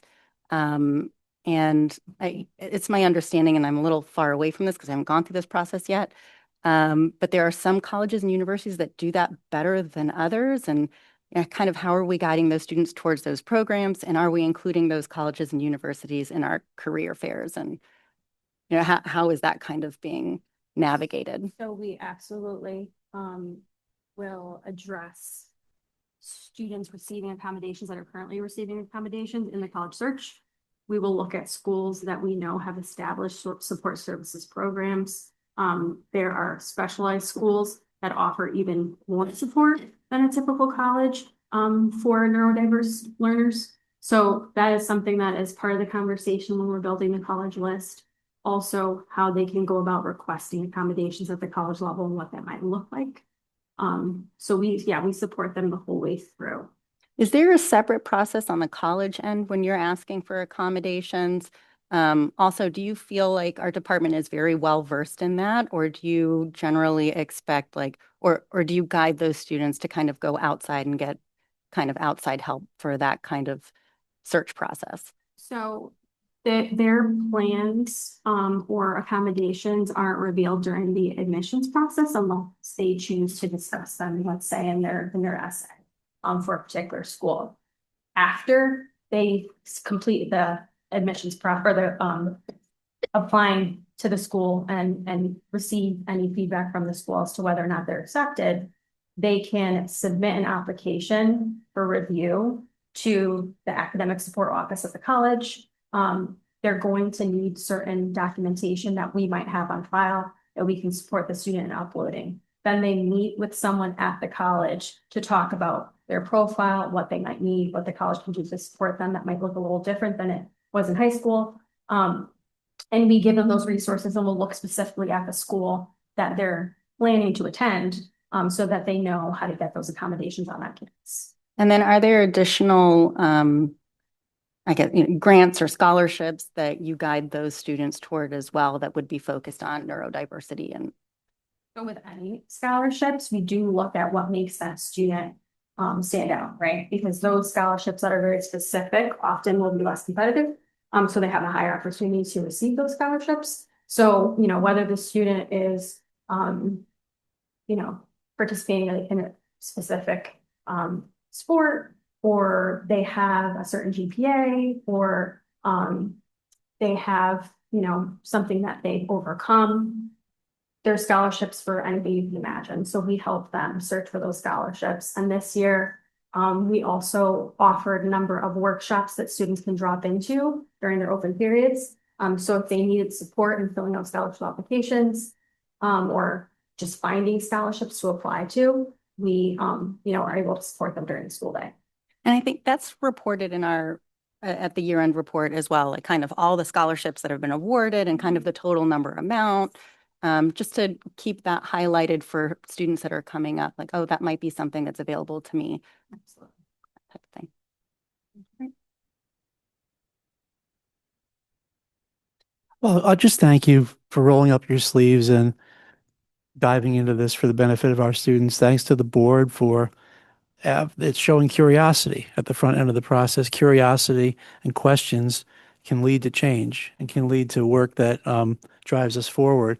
And I've working with Sophia and Sylvia all year since that they were proceeding with sincerity and something that I think is an important part of these jobs. I mean, yes, you need confidence for sure, but a little humility goes a long way too. I hope I model that. If not, hit me over the head and tell me that I need to be more humble. But you were mission driven and answering sort of the call that our board laid out for the good of the order. They care about our kids, and so do you.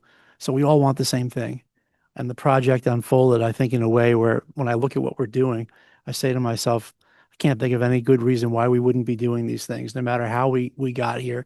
And I think we got here because we realize this is who we are. We look at blind spots and shortcomings, and then we try to move forward. So you really stepped up and did that and supported the project, and I'm very grateful for both of you. Yeah. Thank you. Thank you so much. Thank you.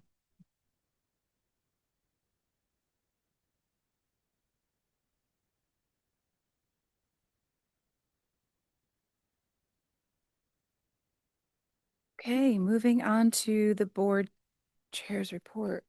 Try to make it short and sweet. As we all know, the senior projects presentations have started.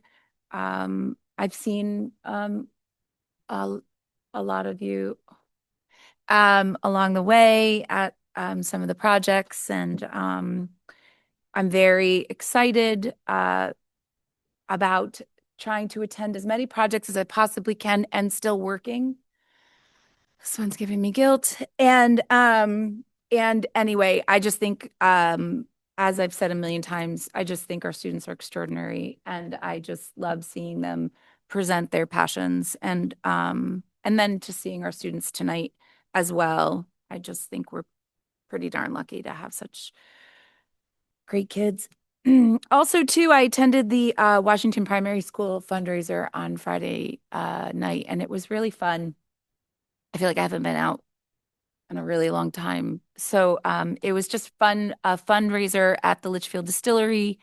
And they raised $13,000, which was pretty incredible. And it was a really fun night. I also just have to give a shout out to Brianna Killian, who is our elementary school art teacher. I'm also going to say something else. So much for being short and sweet. I do think she's an extraordinary art teacher, and the artwork that she does with the elementary students, I think, is really beautiful and really thoughtful. It's a really thoughtful work that they do. And so she had created some work for them to auction off, which was really beautiful. But I also had an opportunity to go into the planetarium. I taught a yoga class for teachers last week, and Frizo Hermans was in the class. And so he took a moment to show me that they, I forgot what it was for, if it was open house or I forgot what the event was, but they showed the students' artwork in the planetarium from kindergarten through 5th grade. And it was really amazing the way he did it. And it was a collaborative between Donna Wright and Frizo. And to be able to see the students' artwork up in the planetarium and the way that they had it displayed was really extraordinary and beautiful. And our little artists are pretty amazing too. So I just thought it was just really another amazing way to highlight our planetarium, to show the artwork of our students. And they're really trying to encourage a senior, maybe in the next year or the couple of years, to maybe utilize the planetarium for a senior project, to use that as part of their media, the media part of their artwork, which I think is really extraordinary too. So there's just a lot of amazing stuff going on when you just don't even realize it. So I just really loved it. So that's it for me. Okay, we're lucky for sure. And thank you. And now there are two housekeeping pieces that I have to accomplish at the front end of my report, both required relatively recently by Public Act 25-93 that requires the superintendent during the year to report on a few things to the board and to the public. And the first has to do with indoor air quality. And the game there is we have to do an inspection, which we've accomplished in all our schools, that surveys the factors that might impact air quality. And you have to use a tool called the EPA Tools for Schools. And then you have to take the results of that inspection and you have to file it with the State Department of Administrative Services, which we have done, on its prescribed form, which we have done. And I have to say that those forms are available for public inspection. They're posted on our website for the district and for each school. And I have physical copies with me here tonight, should any member of the public emerge and want to look at them. And the second thing I'm supposed to report on, and this is also relatively new, I think, is attrition data from our schools, meaning folks who move on voluntarily. And we keep track of that. And of course, we try to understand if patterns or themes emerge, how we're building the appropriate climate and culture so that we can have retention people. And for this year, 3 of our paras moved on who had been at Chippewa, one a geographic location, one to start schooling. One just moved on. And I did meet with our paras just to make sure that I'm available to understand their experience, to acknowledge how hard and important their job is, and make sure I know what I could do to support them, if anything, going forward. At Chippewa, we have, as I speak, one person who is moving on and one who's on military leave. At Washington Primary School, one building sub moved on, and at the other 2 schools, Booth and Burnham, no folks moved on. So that's our attrition data for this past school year. Now, the next is I just want to offer some brief reflections on my entry plan, and I know it's a long night, but Ben, can you pull that up? I'll stay here, okay? Just sit among my colleagues and we'll all chat, all right? And now, the entry plan is something that I forecasted I would do, and folks were part of it, including the folks here in this room, as I listened to you all year. An entry plan is a research-based idea to the effect that a leader, to be effective, has to listen first, listen and understand, gather ideas, gather data, look for convergences, look for themes, try to make sense out of those by talking with folks, and then coming up with some initial ideas and reflections about pivots or steps that we might take going forward. So what I'm going to summarize on the next slides are some of the themes that emerged during my confidential conversations. Can you go back, Ben, just for 1 second?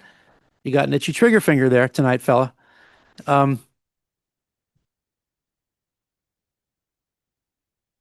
She doesn't want my bald head blocking the text is another way to look at that. Yeah, I got it. Now, what I'm going to go over here is not the blueprint for our future action as far as how we're going to deal with our strategic plan or grow or move forward together. This is just a way of tying together something that I told you that I promised I would do, and so that folks feel heard and respected during the process. And we're working on a lot of things, right? So there are a lot of things we did or are doing this year that aren't mentioned here because they're already done or already under consideration, already under discussion.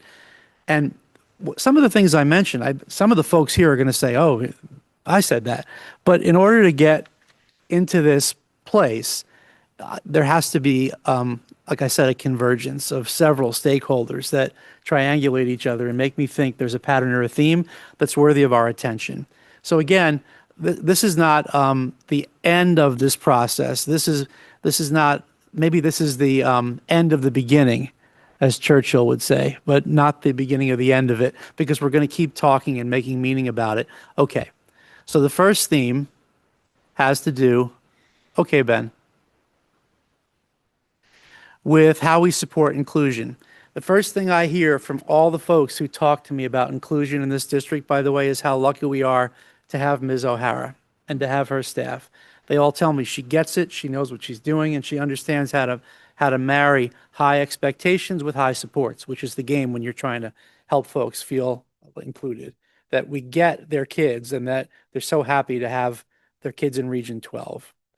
But some stakeholders said to me that maximizing support might involve creating something that I'm aware exists in other districts, but we don't have yet, which is a parent support group for people who deal with students with exceptional needs. So that is a place, could be a forum for folks who want to join it, that would provide training, outside speakers, and a community of mutual support for stakeholders. You could almost think of it as a PTO for the inclusion community, but it's sort of more than that too. And also, I'm hearing that we might want to identify more enrichment experiences for our gifted folks. So the bold moves I'm suggesting that you'll hear more from me about going forward is that I'm going to work with Ms. O'Hara. Of course, I've talked to my team about all these things before I'm saying them to you. I'm going to work with her on developing a parent support group next year and on moving forward with what I launched this year in order to create in a restorative way high expectations for kids with love. And this is called the warm demander paradigm, where we take kids aside and we say, we believe in you. We think you're going somewhere. And because of that, we're going to push you. And you might feel pushed sometimes, and you might feel like we're demanding things that are hard to deliver, but we believe in you with love and with expectation.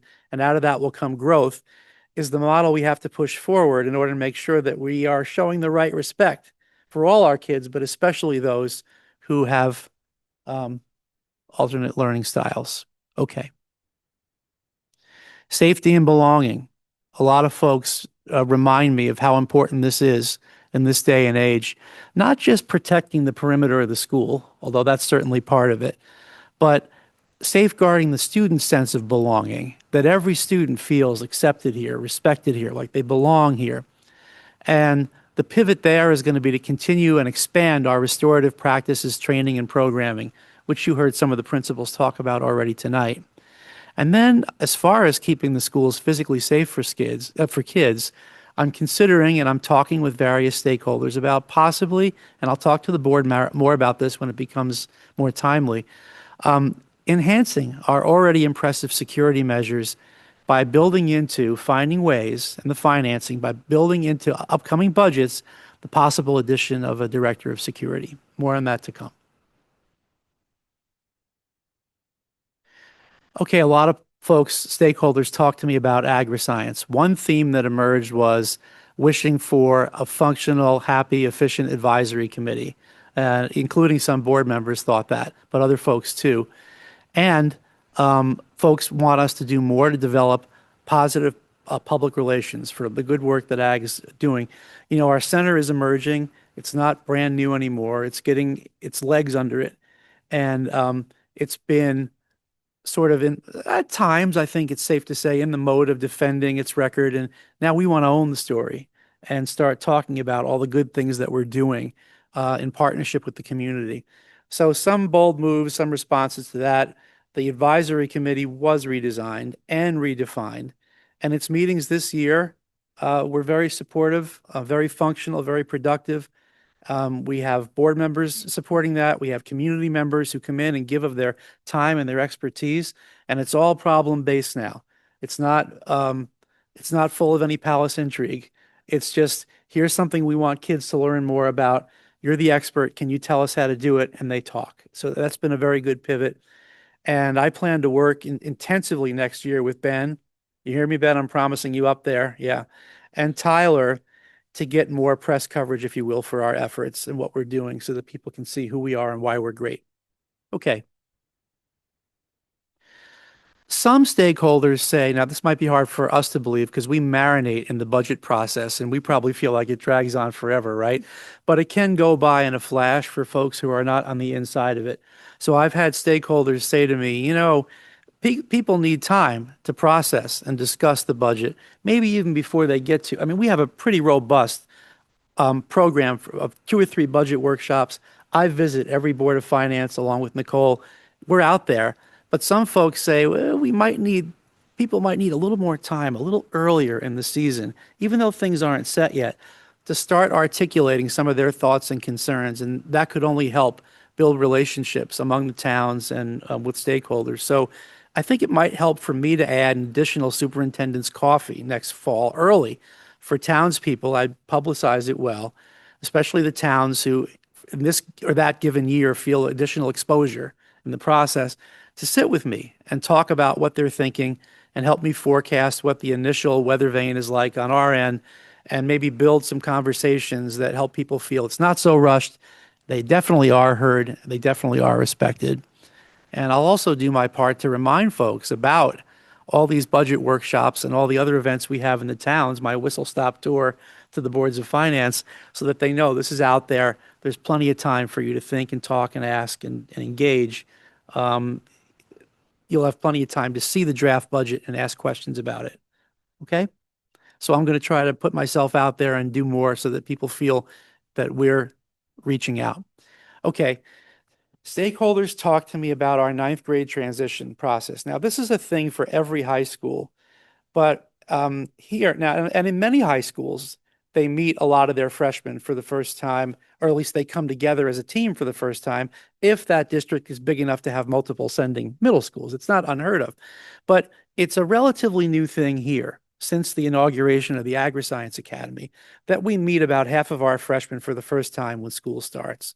And I'm hearing from stakeholders who are wishing for a more robust transition program into Chippewa.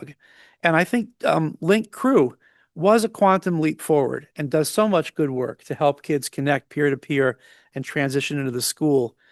And we have transition programming at Chippewa that goes on in class meetings and in advisory sessions and in speaker sessions and in classes in the ninth grade team. But we could build a more robust experience, I think. So what I want to do is next year work closely with Sylvia and Carrie to design and fund something like a freshman academy or transition program that will help new students acclimate academically and socially to our school to get off on the right foot, help us know them as soon as we can, help with everything from developing skills in math and standardized testing to feeling social and emotional connection to our school. There are parents and teachers who have been talking to me about tracking and class progressions. This applies mostly at the high school level, but it can start in middle school. And nobody wants to feel, I think, like as if we have a God's eye view of all kids and ultimate cosmic truth about a kid in 6th or 7th grade and lay down a pronouncement that's going to lock them into a pathway from which they can never escape going forward. So that concern is out there. I'm hearing from parents who are saying, gee, how are we defining, for example, who accesses honors coursework or who accesses advanced coursework, or how you get ahead? And how does that process unfold? And then the other side of that same coin, again, everybody worrying about kids, there are teachers who worry about pushing students ahead too quickly into a situation that they're not yet developmentally ready for. So for me, all this is ripe for some serious study, and next steps being, and we've started some conversations already with the Teaching and Learning subcommittee of the board. I think ripe for our team to review our process in terms of how we define pathways, who gets in and why, who could override if parents have a different vision, what are the escape routes to change or double up going forward, how do we make sure that we don't stress kids before they're ready, and do we have the right pathways to make sure that every kid has a way forward given their own internal lights and their interests. So I think that's a project that should unfold. Okay. Am I taking too much time? Oh, no. Okay. All right. I know this is a long night for you all. I so appreciate your attention, and I'm almost done. I'm hearing from stakeholders about concerns about uniform communication across our elementary schools. And the tension there is that parents don't want to feel confused by different platforms used to communicate to parents or by different protocols in the uniformity of communication or the frequency of communication or the content of communication. But at the same time, each school wants to retain some residual right to its own unique culture and how it operates, which is part of the world too.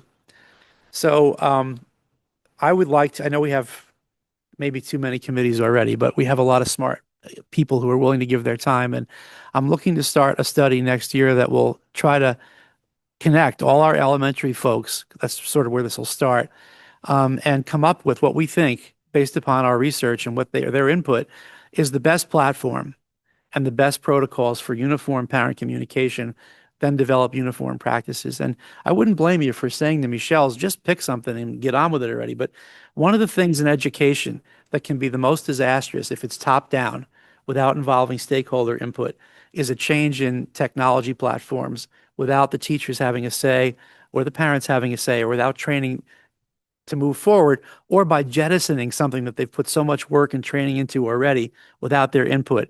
It's a morale killer and a climate killer. So I'd like your license to take some time and do this in the way that I think is right. But I do recognize the urgency to the question because a lot of folks are talking to me about it. Okay. Okay. I hear data from teachers, from students, from parents that we want to continue moving towards empowerment. You know, we have compliant kids here, which is a blessing. They're really good and beautiful in that way. They follow the rules. That's nice. That's like a precursor to the rest of it. You know, you can't be learning if you're throwing spitballs and swinging from the chandelier, right? So they're compliant. But the next step is, are they engaged? Meaning, are their hearts and minds in their work? Right? Do they find it meaningful and interesting? Is there a why behind it for them? And then empowerment is where they're taking some control in what the learning is going to be and what choices they're going to make. There's a continuum here. We want to move towards student agency, towards empowerment. And we have data now showing that not all our students report a deep sense of engagement in their studies. Now, that's not a deep surprise in American high schools, but this is the one we're in control of. And this is the one we want to try to move forward. Some report they don't always feel a deep sense of challenge. Challenge is part of feeling respected in school. Kids don't always admit that. They might say, give me an easy this, but really what they want is to feel challenged so that they're growing. And that's part of that warm demander thing too.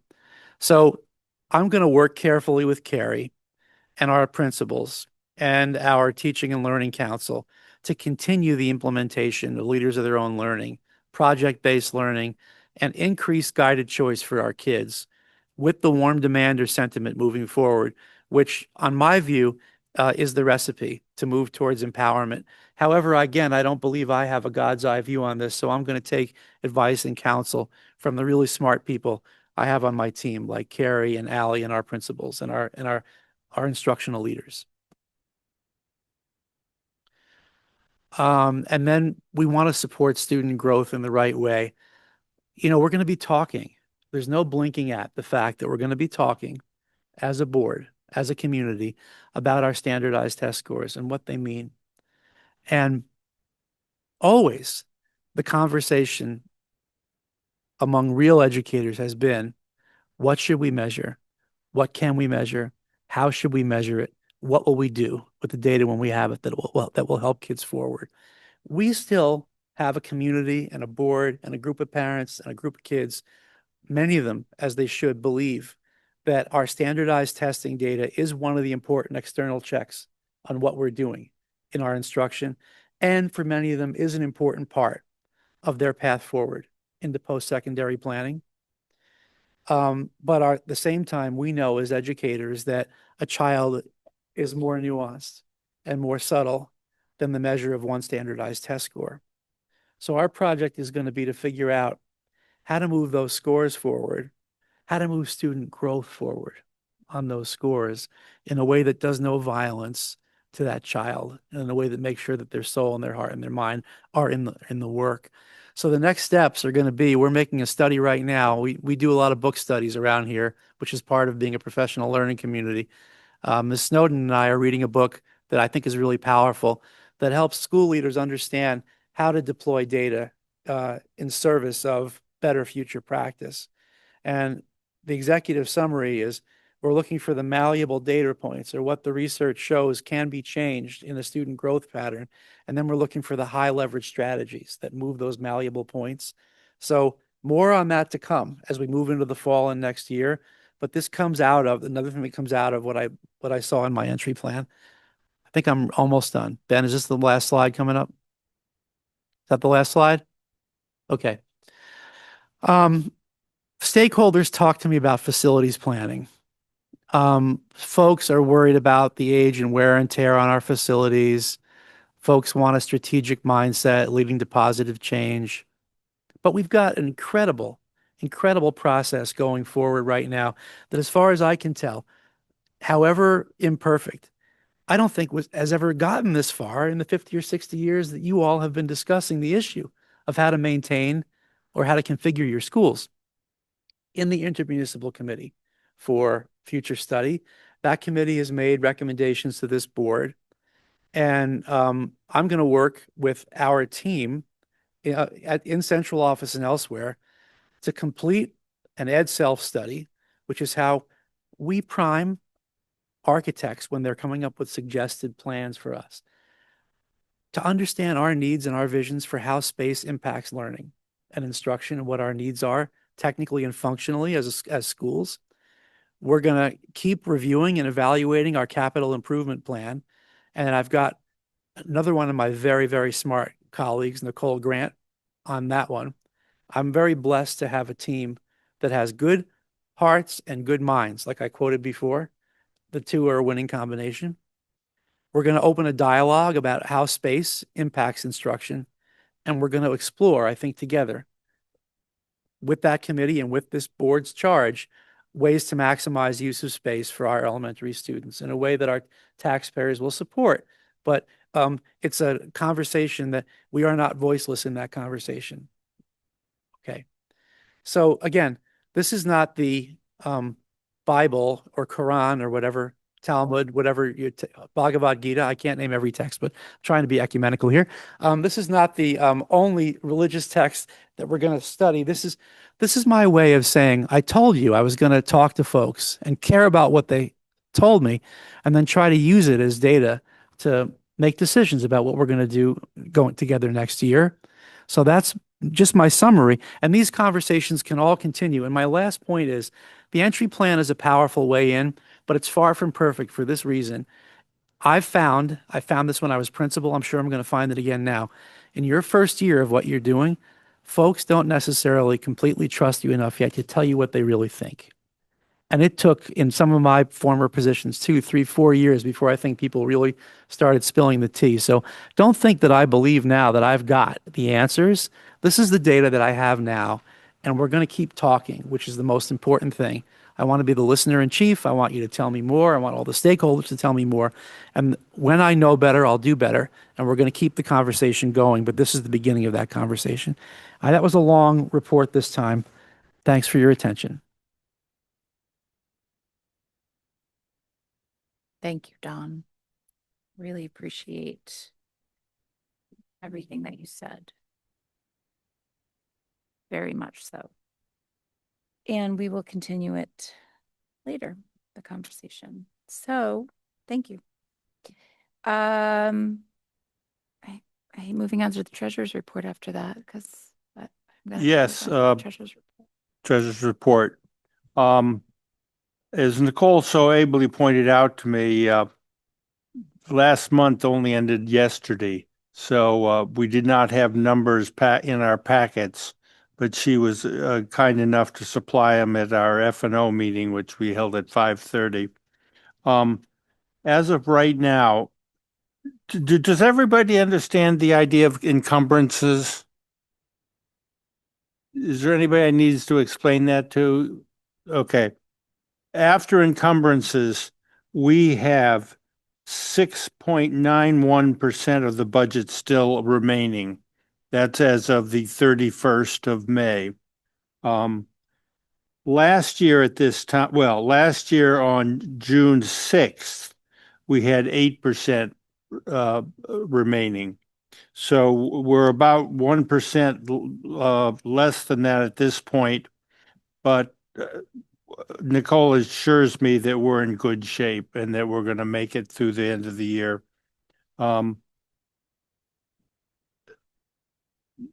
Nicole, do you think we should go through the project transfers now, or should I do that under F&O? Okay. We have several items that we can fit in this year's budget, which sometimes is hard to explain to the towns that by doing it this year, we don't come after the money next year to do it. What it does do, though, is reduces the amount of money they get back. but so it's either you pay for it now or you pay for it later. There are 8 items here that we're proposing. The F&O committee voted 3-0-0 in favor of these things. And let me read them off to you. The at Chippewa, paving the lower driveway. When the agri-science program was put in, all the other driveways got redone, except the lower driveway was not done. The estimated cost on that is $88,301.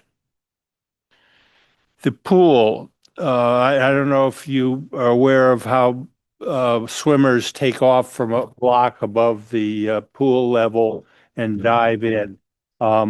We have 2 blocks that are in such bad disrepair that they can't be used.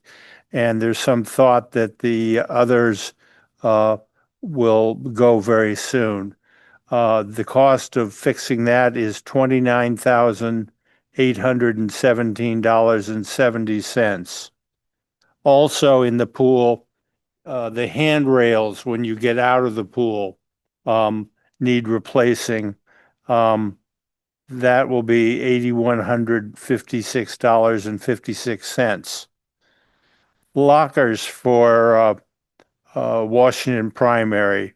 Now, I was told this, and I don't know if I believe it, but the lockers were installed initially in 1932.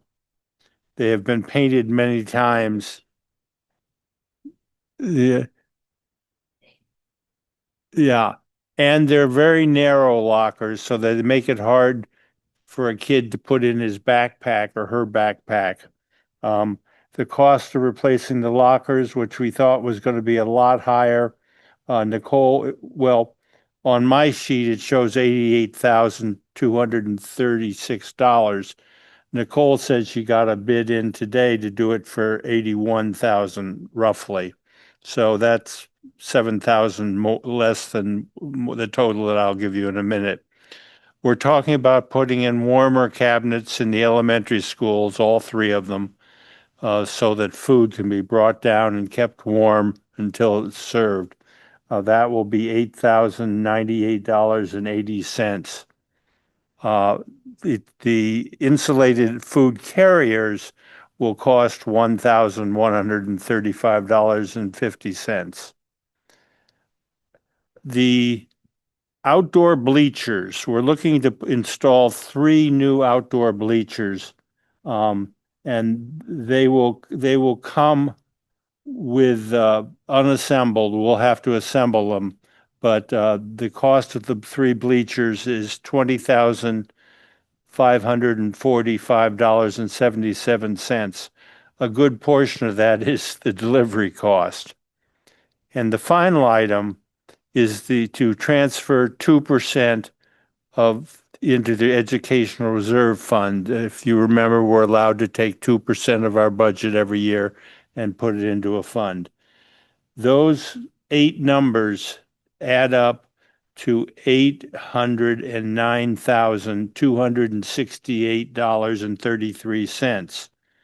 But remember, 564 or 65,000 is us putting money into another vehicle. So it's really, we're talking about, I have to do quick math here, $240,000 of expenses. I won't bother you with the other minutia about this, but anyway, the board, the F&O committee felt that all these expenses were justifiable. 2 of them, the paving of the lower driveway and the lockers, are on the 10-year plan and were scheduled to be done this year. I will answer any questions anybody has about the numbers. And if I can't answer them, I know somebody that can.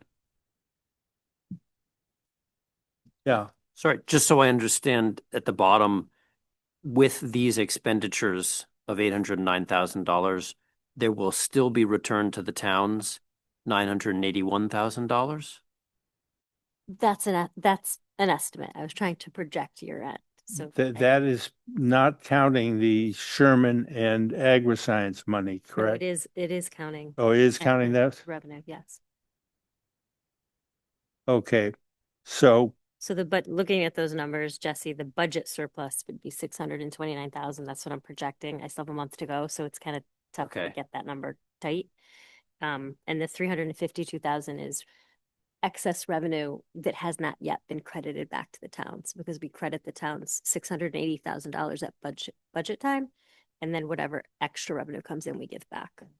And this number seems like it's bigger than last year. Last year it was 684,000 that we returned to the towns. So you're projecting to return more to the towns, Correct. even with these Correct. capital expenses. Mhm. Okay.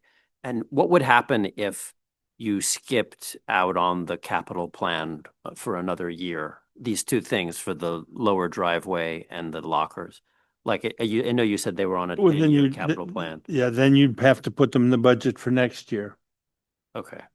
And that would raise the budget by 100 and whatever it is, 175,000. So one of them we actually kept off of this year's budget, the lower driveway. When the AgriScience program was built, all of the areas of Chippewa were repaved except the lower driveway. So that was on the capital plan to be done this summer. And the way we had projected to pay for that was through the budget, and we didn't put it on the budget to try to control the budget increase. So we would have to add it back into the capital plan I see. for a following year. I see. So right now it's an incomplete item on this year's capital plan. The lockers is a different situation because those are on those are on the capital plan for another year out. So we'd be doing those a year early. And as I understand it, the lockers are slightly dangerous in the sense that the metal of them, can catch a kid. Excuse me? And I mean, there's the level of paint, there's more paint than material. So We've painted them quite a few times, and it's between $7,000 and $10,000 to paint them. And if we're not going to replace them, then we do have to paint them again, because the paint helps with the chipping paint and the rust. The paint helps stabilize that for another year, but it doesn't last very long, because now I think it's like the 9th layer of paint. So it's are there any other questions? Yeah. Jane? This is off the track, but we all know like pickleball's become like a mania. Is there any discussion of painting lines at the high school? I'm sorry, painting what? I'm sorry, I didn't catch. Painting pickleball lines at the high school. I'll look into that. I know it's all the rage and great for kids. And I mean, could we find a spot and Tennis courts. I mean, they're just painting painting pickleball lines on, superimposing them on the tennis courts? I'll find out, Jane. I think that was a hesitation because the courts were brand new. Right. And I think that the point in that was, I think that Just so you know, the same night that the PTO meets in Bridgewater, there's pickleball people playing in the gymnasium. I know. And and they're serious pickleballers. So I oversee the pickleball in Washington Primary School because we do it as their husbands do it. But it was something I had thought about doing, and asking, but the courts were just done. So, and they spent a lot of money on the courts. So I just think it's something that personally that I would just kind of hold off a little bit because they But just spent a people are- lot. we're having such trouble in town. I know we are, and we're working on that on our end, but I would hate to see us just spend, how much did we spend on those brand new tennis courts? 500,000? And then it's been a few years. and then I think paint 380. pickleball lines on them. Why would that hurt? I'm just It's not asking. hurting. It's just that I think that we should just figure out the town's situation first before they just were done. So I'm not saying it's a bad thing.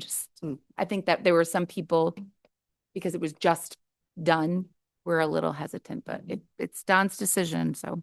Well, the other question is pickleball something that the students would be interested in? Oh, yeah. But I think, Yeah. but I think a lot of other people would be coming up here to play. Yeah, but our job is not to build things for the community, it's to build them for the kids. Yeah. I'll look into it, including, how it might benefit our students for sure. Yeah. One other thing I probably should say, aside from the long list of 8 items, there was a secondary list which was far shorter. It was in 3 of the schools, and some other items came to $22,513. We didn't feel it was required to talk about that. I mean, each town, Burnham, it was 4,100. Washington Primary was 3,000. Chippewa was 47,000. Then there was instructional equipment repair at Chippewa for 3,100, and the last one was 2,500 for I'm misreading your notes here. What does that say? The 2,500 for that was transferred for Yeah. Chippewa. That's for the college money method program that That we just heard about. Sylvia talked about. Yeah. But anyway, we didn't feel that those numbers were large enough to actually even bring up before the F&O committee. It's also that they're being transferred within the schools. So it's Washington Primary transferring its own money just to other small line items within its school budget, where the project and district money that we're talking about is more pooling leftover district funds to complete those projects. Are there any further questions about this $809,268.33? We need a motion, I believe. If you have to change the number, was it the new bid that came in today? No, because we can authorize this amount, and this may come in less. Gotcha. And that would be one of the items that $7,000 left. Knowing the Wizard of Wall Street over here, she could maybe save us a little more money than that. Yeah, so I'm asking for approval to transfer up to this amount, but we may not complete all of this work, and we may not, it may not cost as much as is reflected on this sheet, but it's just so that we have the board's approval to move forward if we're able to do so. So moved. All in favor? Aye. Is there anyone opposed? Abstentions? It passes. Thank you. Okay. Moving on to committee reports. Mary, AgriScience? There's no report. The plant sale made $5,000, I found out tonight. Great. So that was, so thanks for everybody that Wow. came out and Awesome. supported those kids. That's really great. Curriculum, Justin is not here. Ed Advanced, Joe, not here. Finance and operations, Alex, is there anything? Much of what we talked about was what we just voted on. Had to do with transfer of funds from one account to another account. It's Alex, not Mike. Yeah. Anyway, there's really nothing to report other than what we've already discussed. Let me just look at my notes. That's pretty much what we discussed, is moving money from one line item to another and then voting on this one project. Okay, thank you. Labor negotiations, Vicky? Nothing. Nothing to report. Thank you. Policy, we We have nothing to report.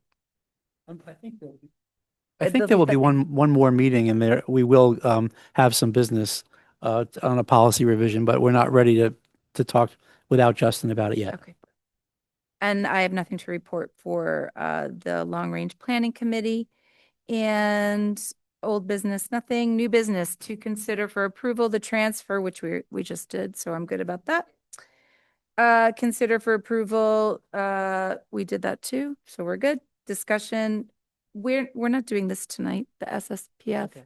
That was for the first, but she didn't come, so I think she's doing the 15th. We'll talk Okay, I'll about make that. sure we move that to My June apologies. 15th. That's fine. I don't know where she is, but okay, that's fine. Can I have a motion to go into executive session? Do we need anybody to come in? For the first item, I'd like to invite Ms. Grant. Okay, we need a motion for that. No, can I have a motion for Miss? We don't need a motion. Do we need a motion for you, Nick? Can I have a motion for Miss Grant? Second. All in favor? Perfect. Thank you.